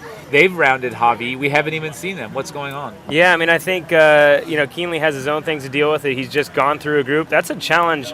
We talk about the rules. You have 25 seconds to pass. He comes up to a group of 30 people, and he's got to pass them all at once, basically, because you're not allowed to slot in. So it's a bold move from Kinley to go all the way through. And now, I don't think he's intimidated at all by Andrew Starkowitz. He's expecting at some point he's going to catch the leader of this race, and he's going to be the fastest cyclist. Obviously, right now, Kinley seems to be riding the fastest, and he's going to, he's going to bring back Andrew Starkowitz when he can. But right now, Andrew Starkowitz, he got a peek on that out and back of what athletes were coming up behind him. He probably was a little surprised to see Keenly right there as he turned in second place. So, Andrew probably has a little bit more pep in his step on the way down from Javi. But, I think those athletes are now, they knew Keenly was going to catch him, so now they're going to do their best to stay with him or go to their race plan. Hopefully somebody else tries to bring that gap back or stay with Keenly as he goes by. But they know they don't really want to get in a match. Nobody wants to match it out with these guys. No, these guys have the power on the bike. So let's look at this. I mean, now, okay, we see this in years past. We see everybody marking. Craig Alexander was marked. He won this race. He was marked. People want to flock around him. Now, let's just look at this. Pete Jacobs, about 247 down at the last check to Andrew. So 247 off the lead. Look at these people around him. Where are our other contenders that we talked about? Neko Llanos just in front of Pete. Yep. We look behind. Where is Frederik van Leerde? What is going on with some of these athletes with regard to that? Let's see. We can discuss that as these people. Matt, are they marking or are they just doing their thing? Absolutely. I think they're marking. I think someone like Frederik van Leerde, he was very quiet before the race, but he's here to win, and he is dangerous. You would say he's a favorite to win, no doubt, especially with Andreas Raylert out at this point. He's got some runners he needs to deal with, Pete Jacobs and guys like Bevan Dockery and Craig Alexander, but he's going to be aggressive. I think he is an athlete that is likely to go with Sebastian Kienle. Luke McKenzie at this point in the race is not going to hold off going with Sebastian Kienle. Timo Brock possibly, but I think the rest of the athletes might be content. And as you said, marking. Pete Jacobs is now at this point, he thinks, he wants the other athletes to do some effort. He is going to stay within a distance of Van Leerde, Doherty, O'Donnell, Bockel. He wants to stay close. But right now, all those athletes, as you said, are right together, all looking at each other. Okay, that's great. I mean, I think ultimately we have a lot to think about here, and these athletes are managing their fluids, they're managing their calories, they're managing the pacing, they're looking who's around me, what's going on here, but they also know, hey, there's a lot of racing to be done here. This is just the beginning. So, good stuff. And right now we've got a short little commercial break, and we're going to come back to the lead of the GoPro Ironman World Championships, and I assume we're going to see this guy on the screen when we come back, but maybe not in another hour or two. We'll see.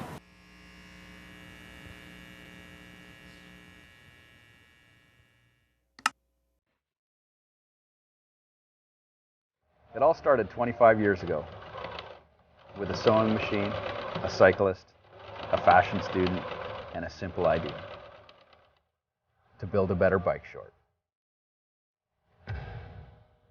And from these humble beginnings, Segoy was born.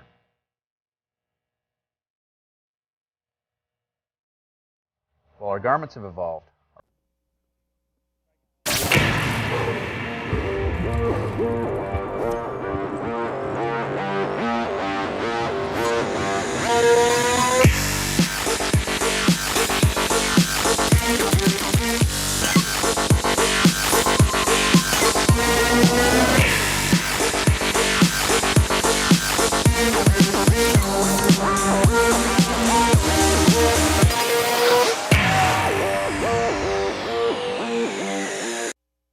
It flew, fell, dropped, Slip.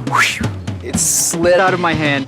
My trunks. my pocket, parka, purse, And sailed. Skipped. Whoa. bounded, Bounced. No. ricocheted, Down. Over. across the beach, the stairs, the rocks, and landed in a lake proof. Settled in a creek proof. And ended up in the pool. Proof.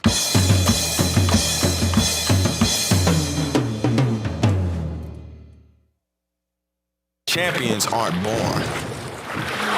Champions are made. Will, determination, greatness. Here, get made. Changing from short course to long course, the shiv has been crucial. The fuel cell is fantastic. Instead of taping bars or gels to your frame, it just makes it super aero and super clean and super tidy.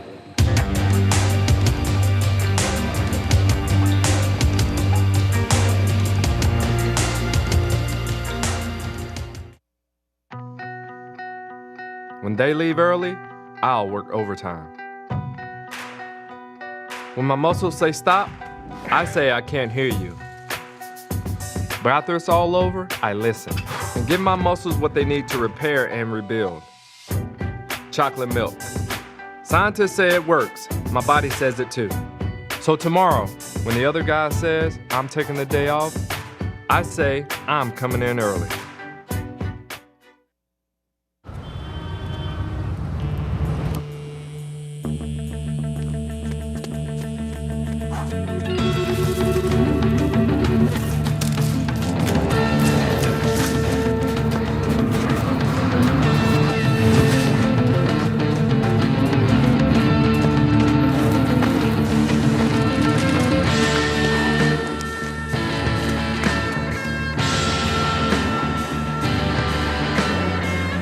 Hi, I'm Bevan Doherty, and you're watching the Ironman World Championship on Ironman Live. This portion of the show is being brought to you by Earbuds, the official sponsor of the GoPro Ironman World Championship. Ironman Fitness Blender, the official sponsor of the GoPro Ironman World Championship. Sugoi, the official performance apparel of Ironman. And by Rods Racing, the presenting sponsor of the GoPro Ironman World Championship run course.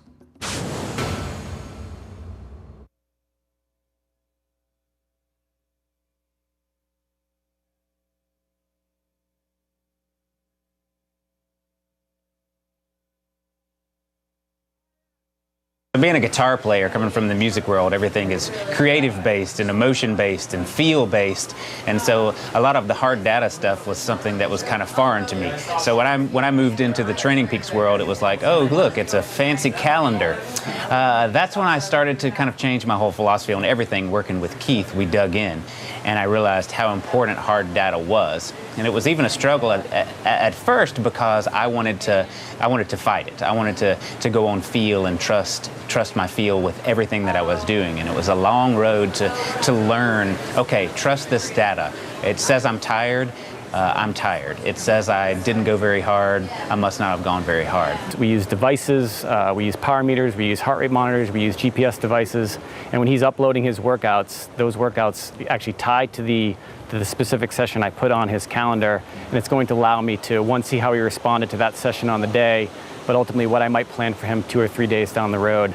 I may give him 7 days worth of workouts, I may give him only 2, depending on what I think he's going to be able to do on that day or how he might be responding to the training in that moment.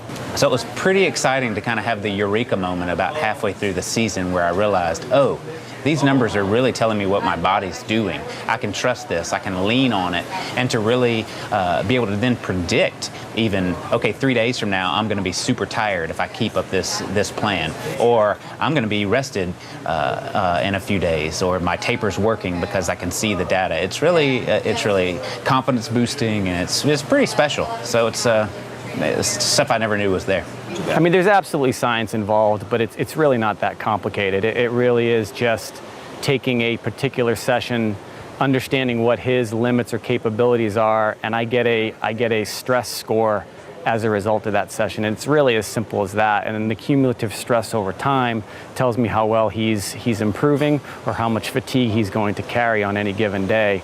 So that scientific part of it really allows me to be, like I say, be objective in that moment. And when I can communicate with him, I can say, hey, Thad, you know what?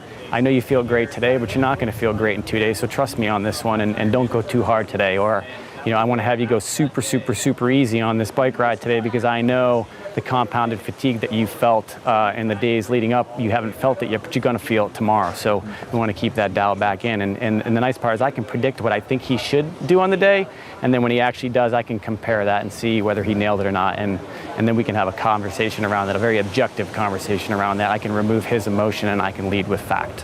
What this has done is it really takes out all of the guesswork. So I'll be going into this race knowing each step of the way, this is what I'm supposed to do. I can trust those numbers because I've done it time and time again, slowly grown them, slowly seen how it worked, slowly see what I feel like when I'm rested.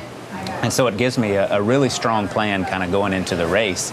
Everything from the specific zones I need to be in on the bike, where my heart rate and my run pace needs to line up.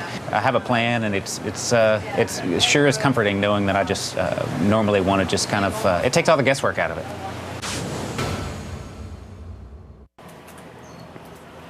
Welcome back to the 2013 GoPro Ironman World Championship. Andrew Starkowitz still leading our race. Luke McKenzie just going into second position there in front of Sebastian Kinley. Only by 1 second, Frederik van Leerder. Now these are the guys, Frederik van Leerder, Sebastian Kinley and Starkowitz, Mike, during the week that we were talking about being the strength of the biking field here. Now they're coming to the front. But right now we have a special guest in studio, Mr. Bob Babbitt, Ironman Hall of Famer, 1979, I think, athlete in the Ironman. 1980, yeah. That's right, with the belt. With the belt. Belt, shorts, beard. It was a good look. It wasn't before you were born, I think. I tell you what, it wasn't a good look for Homeland Security, but anyway, when we look back at it, Bob, back in 1980, your first year as an Ironman athlete, but you knew about this from the very outset. You're an Ironman historian. What do you think about today's race? I think it's phenomenal. I think you've got everything you could want. The person that intrigues me the most, and I'm not sure where he is right now, I love the fact that Bevan Doherty's in this field. It's sort of when he chatted with us on Tuesday, he's like, yeah, I just got here today, and I'm going to drive on the course a little bit and sort of see what this is about. But anytime somebody's a three-time Olympian and Olympic silver and bronze, you love to see that speed come out here. Yeah, exactly. I mean, Bevan Doherty, he's won a silver and a bronze medal in in the Athens Games with the silver, bronze medal in Beijing. He's won Ironman Taupo this year. Ironman New Zealand broke his the record, right? He broke Cameron Brown's record. Cameron's won that race 10 times. Yeah. But what's more impressive is that he comes from Lake Taupo down in New Zealand in that very area. They have Doherty Boulevard. What do you think? Do you think that as a rookie, yes. do you think this is one of those scenarios where we've got a super talented rookie, a guy who's obviously got a historic record, but he's so new to this? What's he going to do? What's his impact on this race, Bob? I think his impact on the race is, most of the times you think people might be a little intimidated, but when you've been to the Olympics, I mean, there isn't a bigger stage. Obviously, Ironman is huge, but Olympics, he's not intimidated by anybody out here. And he was just in the Olympics in London, so he's still a 30-minute, 29-minute 10K guy. The fact that he still did well there, I just think that if he's anywhere in the ballpark, if he can hang tough that last 30 or 40 miles on the bike and get off the bike in a position to do some damage, I wouldn't be surprised to see him run his way into the top 3 and top 5. Speaking about the bike, Bob, we just had a pass. Kinley did come to the front, so we had Luke McKenzie up there. He just came through and took the reins there, and he's charging just as we knew he would towards the front, towards Starkowitz, who's still up the road. So, I mean, that's impressive. You watched him last year. We all watched him. He sat on the side of the road. He's just sitting there changing the flag, and he still got 4th place overall. Now he's in 2nd place in this race. What do you think he can do today, Bob? Well, I wouldn't be surprised to see Sebastian win the race. He just ran a 1:14 in Vegas. Ran a 1:14 in Vegas off the bike. So people talk about he's a great cyclist, but you're not just a great cyclist when you're running 1:14 off the bike.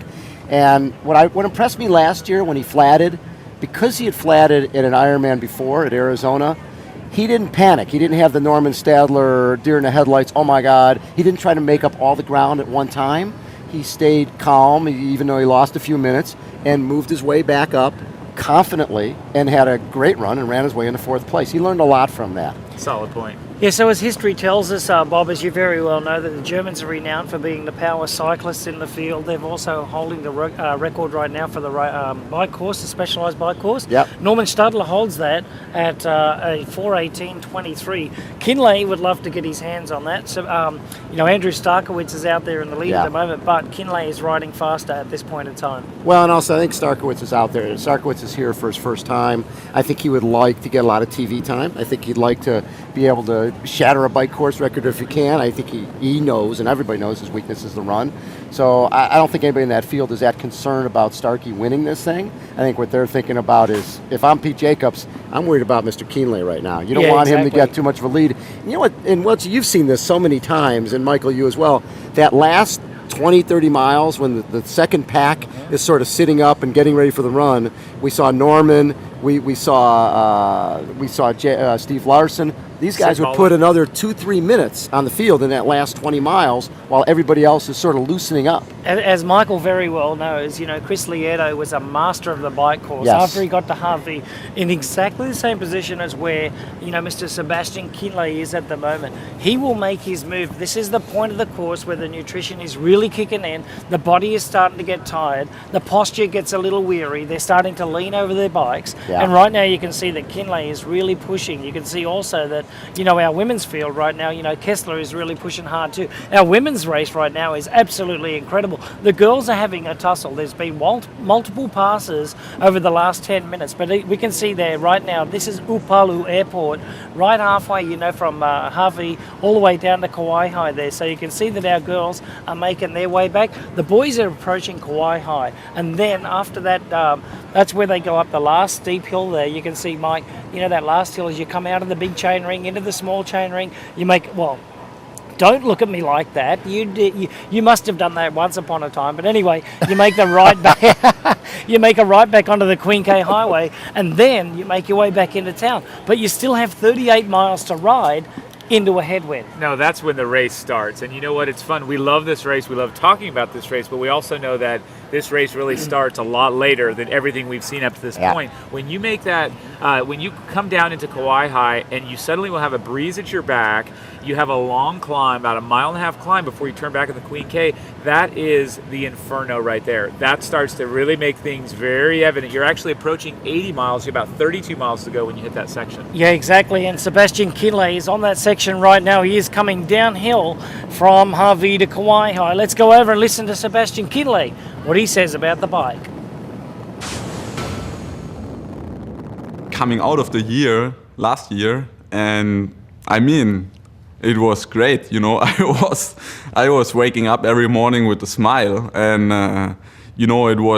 the mood was okay. Let's do this. Let's go the last step and I know I could do it, and I thought I know what I have to, and I was on a really good track leading up into the year, and then I twisted my ankle first on a run, and it starts getting more and more problems the whole time. Nothing really big, but I thought this season is over. In June, I didn't even believe that I will be able to qualify to validate my spot for Kona. That's why it was so important to win the race in Vegas, because there was really a lack of confidence. I was thinking by myself, maybe last year it was just, the best year ever, and it's never gonna happen again or something like that. And that's difficult to deal with. And of course, it's great if you could show yourself that you're wrong, and that still everything is good, and that you are in a good shape. And I mean, right at the most important 4 or 5 weeks in the year. All right, so Sebastian Kinley there. He's a two-time Ironman 70.3 world champion. He was 4th here last year, but that was with a flat tyre, as we all know about it. He's 29 years of age. He's got a huge future and career ahead of him, Bob. Yeah. We've seen the likes of, Wolfgang Dietrich, Jürgen Zach, Thomas Hellriegel. We've also seen, Norman Stadler, Lothar Leder, another breed of German athletes coming through right now. Yeah, well, if you look at it, I think if you assume that Faris El Sultan is a German, 4 of the top 6 were German last year, correct? Yeah. Something like that. And also Timo Bruck. There's just a huge wave of German triathletes. Andreas Rehlert, all those guys. What's interesting with Sebastian, he's one of those guys you love his confidence. He exudes confidence. He doesn't see any reason why he can't win this race, and nobody intimidates him. I really like what he brings to the table. And Andy Rehlert today, he's not having a great day, that's for sure. Andy was a little bit back. It was a little bit like last year, but like the wave of triathletes, the German triathletes we've been talking about, a long history in that. But the Australian triathletes right now, Craig Alexander, Chris McCormack, Pete Jacobs, the last 6 Ironman titles have been decided, amongst those guys.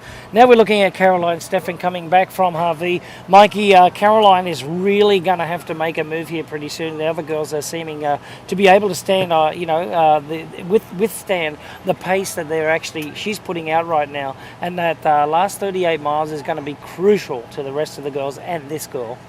Absolutely, and this is, again, the race is getting real right about now. I mean, she's 65, 67 miles into this race, and when that happens, everything starts to catch up to you. So again, this is a quite a warm spot. We don't have a very windy day. We're not getting a lot of cooling effect from that breeze. This is when it starts to get real. I think she can assert herself on this downhill in that 67 to basically 80 miles as she's coming out of Javi, where you described earlier. She hits that tricky section and then, straight in on the Queen K. But this is as Bob mentioned, a time where there should be no sitting up and resting and preparing for the.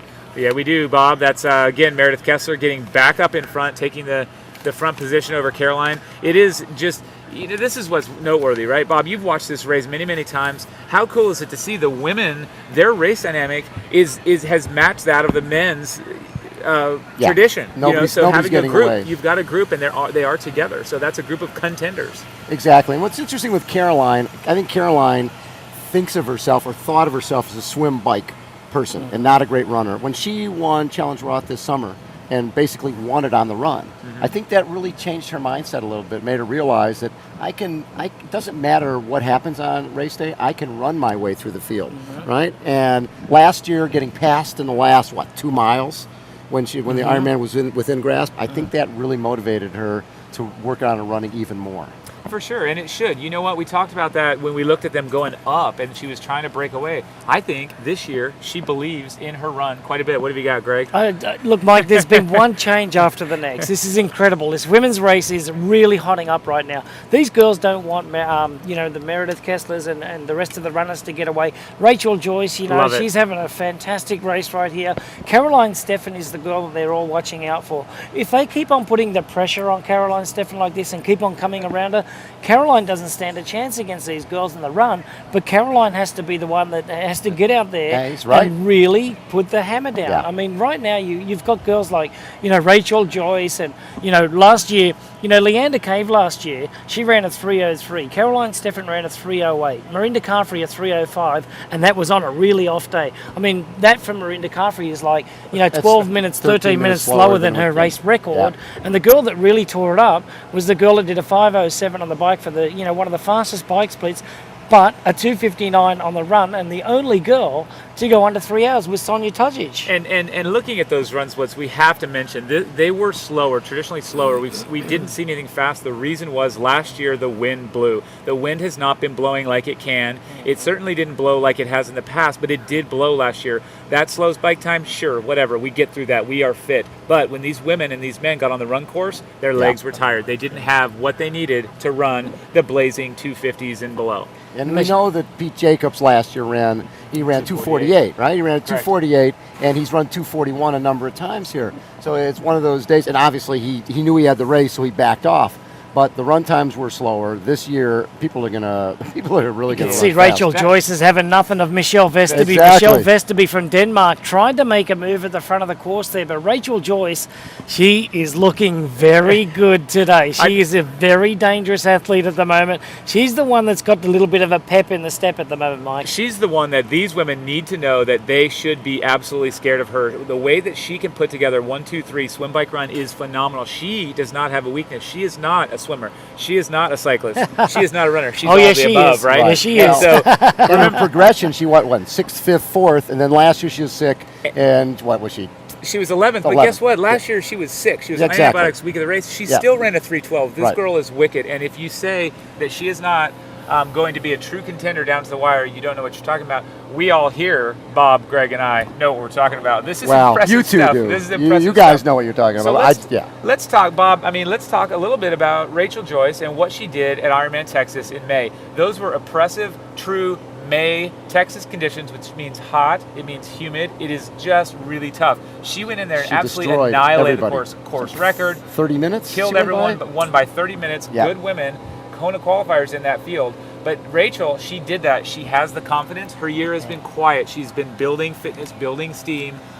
We happen to know that this woman is not afraid to get in there and just lay it out there and back it up on the run. Well, the fact she even went into the race last year when she knew she was sick, when she knew she was compromised, and she got 100% out of whatever she had that day and still had a very, very good day. Now, not up to her standards. When we talked about it, she goes, I was 6th, 5th, 4th, and last year was sort of a pass. This is the next in the progression. This is her progression, and let's just say she probably would have gotten on that podium. It's safe to say with that progression, she would have done the 6, 5, 4, 3. Yep. Let's say now she's ready for 1, 2. Traditionally, exactly. We see these athletes come in and they hit that spot first. They hit that podium before they get the win. She sort of got it last year, just in our minds. Yeah, I know what you're talking about there, Mikey. All right, so we got Luke McKenzie there and Sebastian Kinley, also Rachel Joyce on camera right now. But we're going to go down to Chris McDonald and Matt Leoto standing by with another great champion, the 4-time Ironman champion, Chrissy Wellington. Yeah, thanks so much, Greg. To my left, I've got Chris McDonald, and needing no introduction is Chrissy Wellington. Obviously very recognizable around here. Thanks for joining us today. A lot of great racing going on with the women's. Tell us what you see is happening in the women's race, and we can talk about specifics. I know me and Chris might have more details of who's there, but you did recognize the group dynamic is a little different than it used to be. Tell us about that. Yeah, I think it's reflective of the increasing strength and depth of the women's field. It's phenomenal to see, so many strong women that are, battling it out at the front of the pack, and it's aggressive, combative racing that we all want to see. So for me, it's incredibly exciting, and hopefully the spectators and the crowds are enjoying it too. Yeah, absolutely. And do you think it's purely the skill level has been brought up, or that women realize that maybe it's not about the best race I can do across the whole day, but maybe a little bit more gamesmanship than it used to be? I definitely think that there are tactics that come into play, and no one wants to give anyone an inch. You give someone an inch and they can take a mile. So I think people realize they've got to be in that ballpark coming off the bike, and it's I think it's a reflection of, like I said, of the increased strength of the women's field, that so many women are able to be there challenging for that victory. It's phenomenal to see. Absolutely, and some of those names I can remember off the top of my head that are there is Carolyn Stefan, Meredith Kessler, Rachel Joyce, Jody Swallow. Chris, I know there's a few more, but are there any surprises to either of you two, or who's in that group or who isn't in that group anymore? I think Dr. Amanda Stevens, she's known for her swim strength, but she's still in that group. I think the notable person we don't see there, Rebecca Keat dropping off, Amy Marsh dropping off. That's surprising to me as a spectator. I've a question for you, Chrissy. Do you think the dynamics of the women's race, having that group, like we've seen in the men's race for a number of years, do you think that's because they have their own separate start now, and it's purely the women driving the pace in the swim? The separate women's start was definitely needed and is welcome, and they are having their own separate race, and the dynamics, like you said, are not being influenced either by the pro men or the faster age groupers, so they can race their own race. But I do think it's a change in attitude and a change in self-belief. I think the women realize that they can ride 2:45 out there. They haven't got to ride 5 hours. They can be riding in 2:45, 2:50, and I think they do have that self-belief in themselves and in their strength, and I think those two things combined are leading to much more exciting, challenging, aggressive, combative racing. And we had a quick chat earlier. We have that lead group of 9 women, but we've got Marinda Carfrey basically holding the group at about 3 or 4 minutes. Is that interesting to you that she's not losing time? And with the ladies we know who are in the group and who's off, have you got any predictions for us? Everyone knows that Rinny is the strongest female runner in the field, so they will be wanting to put as much time into her as possible. And Rinny herself knows that she had to work on her swim and on her bike to be in the ballpark coming into the run. She couldn't afford to lose 10 or 15 minutes on the lead pack, and I think what we've seen is indicative of the work that she's put in her bike and her swim training this year, and it seems to be paying off. And if she does manage to hold, that distance or even decrease it coming into T2, I wouldn't bet against her, because she can put 10 minutes into these girls on the run. And I'm sure Matt's got some more questions for you too. But having not raced, this will be the second year you haven't raced. You're back here on the pier, watching it unfold. Do you wish you were out there? You happy or not? What's your feelings about that? It's mixed emotions, of course. Nothing compares to the thrill of racing here in Kona. There's not an emotion that can come close, not only to racing, but obviously to winning here. And I do get very emotional coming back to the Big Island. It's exciting to watch it from the sidelines, but it's definitely not the same as racing. Am I questioning the decision to retire? No, I'm not. I know it was right for me. I know I achieved all I personally needed to here.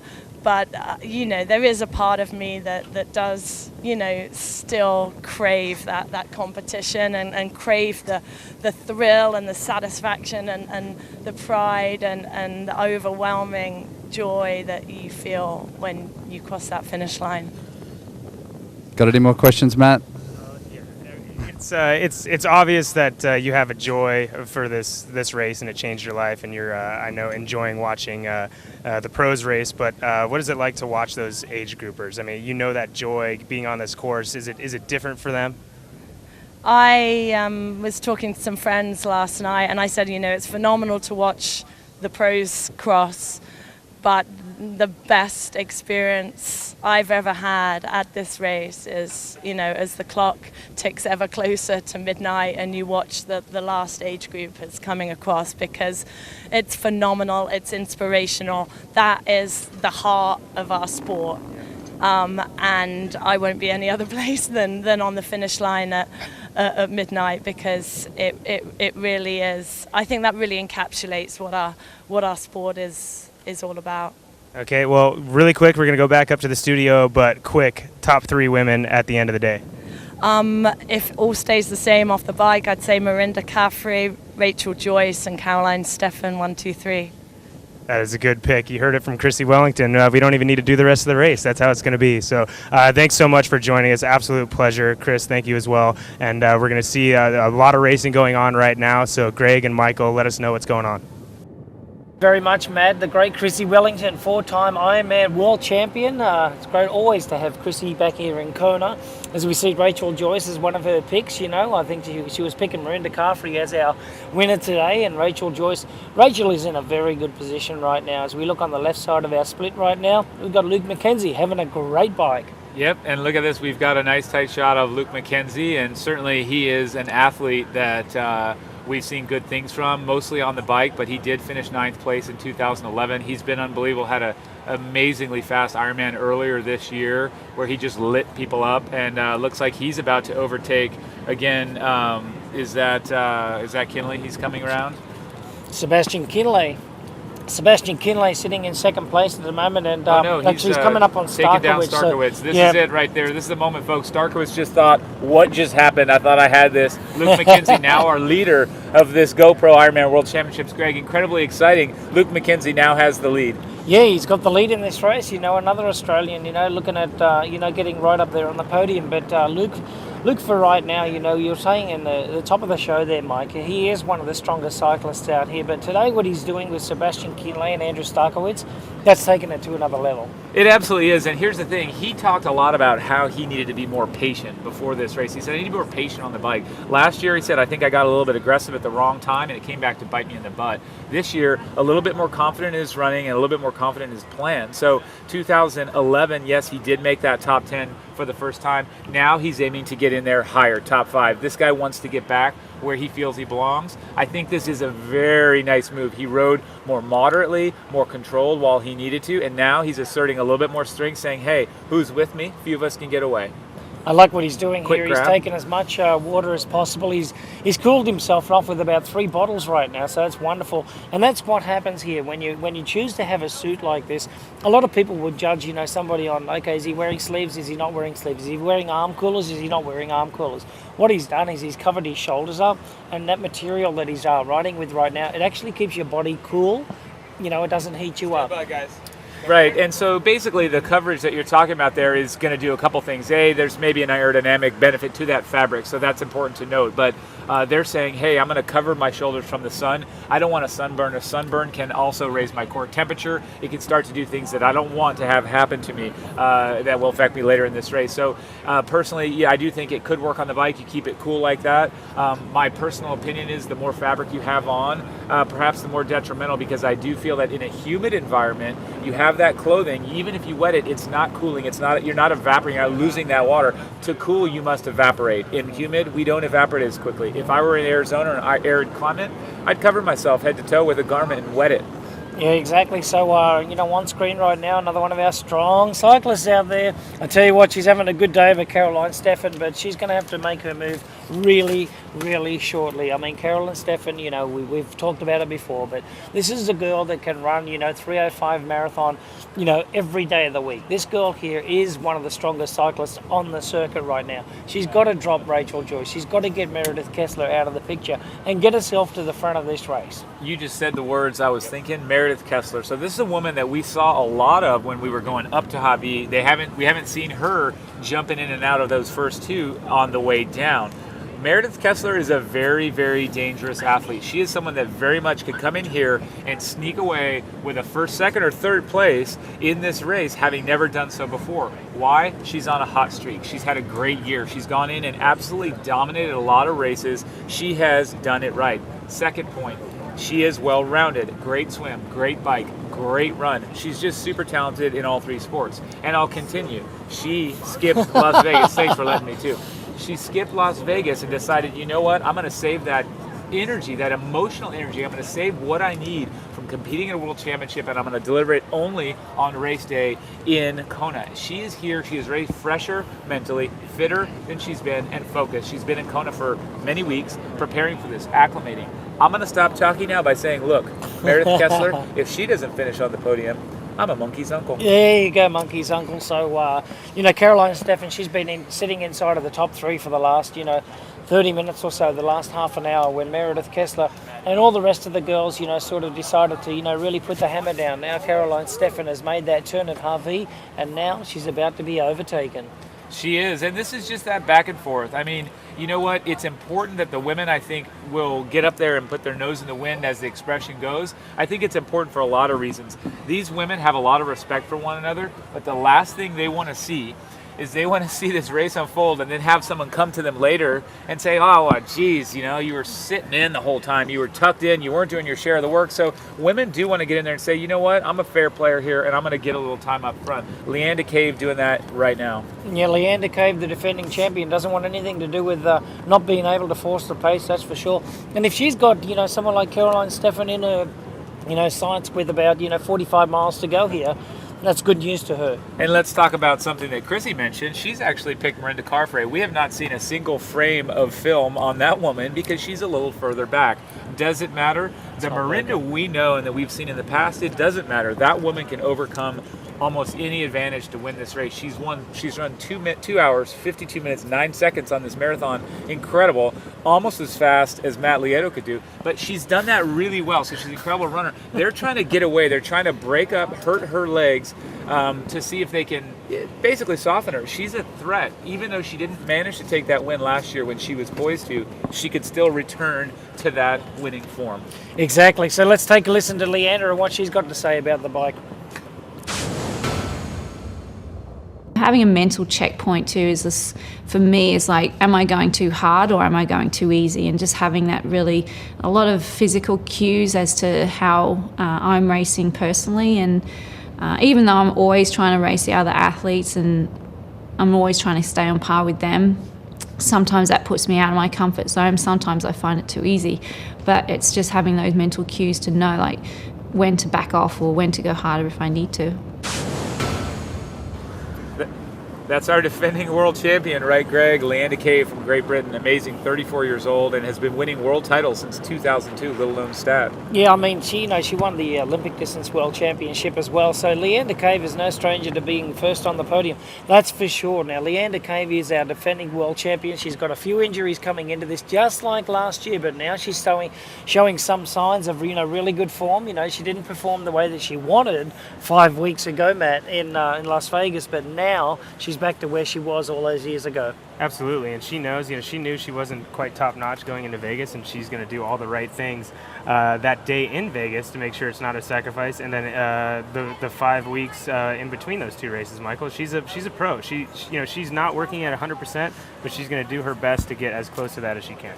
She mentioned in a blog that she put out that she got an injection, a cortisone injection, to heal up some of that problematic hamstring tissue and basically get some swelling down. And so we'll see if that comes to play. But it's almost not worth talking about. This is a champion. She believes in herself. She said so at the press conference. Look, I am as confident as I was last year. So she's as fit as she's been all year. She said these things. That's what really matters, is coming in here and being able to have a really selective memory. A lot of these athletes, and I harp on this, is it's key to have a selective memory. That can be short or long. You don't remember the last workout if it was bad. You remember the last good workout. So someone like Leanda, I think she's going to have a really good knack. Siri will help her with this, but remembering back to when she delivered in training, when she produced what she needed to. You have that selective memory, it fuels you. You have that fuel, you can deliver a good show. So this is the thing that you need to see. You need to see that woman doing that sort of thing, thinking back. Well, we're looking at Leanda Cave right now. The race is getting very interesting. Our women's race right now, they're all staying together. Our men's race, however, after the break, we will give you some news on some of our champions here. So right now we're going to run off to a commercial break. We'll come back with an update on the men's course.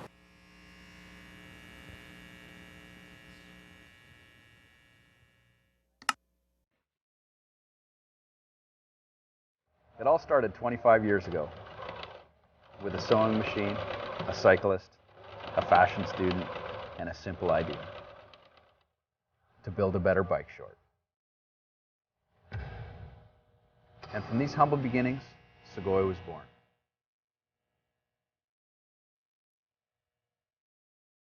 While our garments have evolved, our core philosophy remains the same. We ride, we run, we make the gear that we want to wear. We're passionate about creating the best product for athletes, by athletes, so you can look and perform your best.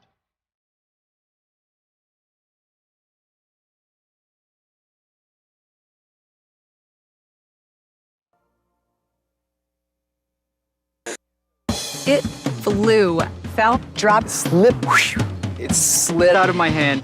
My trunks. my pocket, parka, purse, And sailed. Skipped. Whoa. bounded, Bounced. no, ricocheted, Down. Over. across the beach, the stairs, the rocks, and landed in a lake proof. Settled in a creek proof. And ended up in the pool. Proof.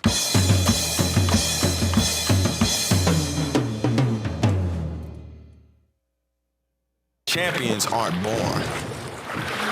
Champions are made. Will. Determination. Greatness. Here. Get made.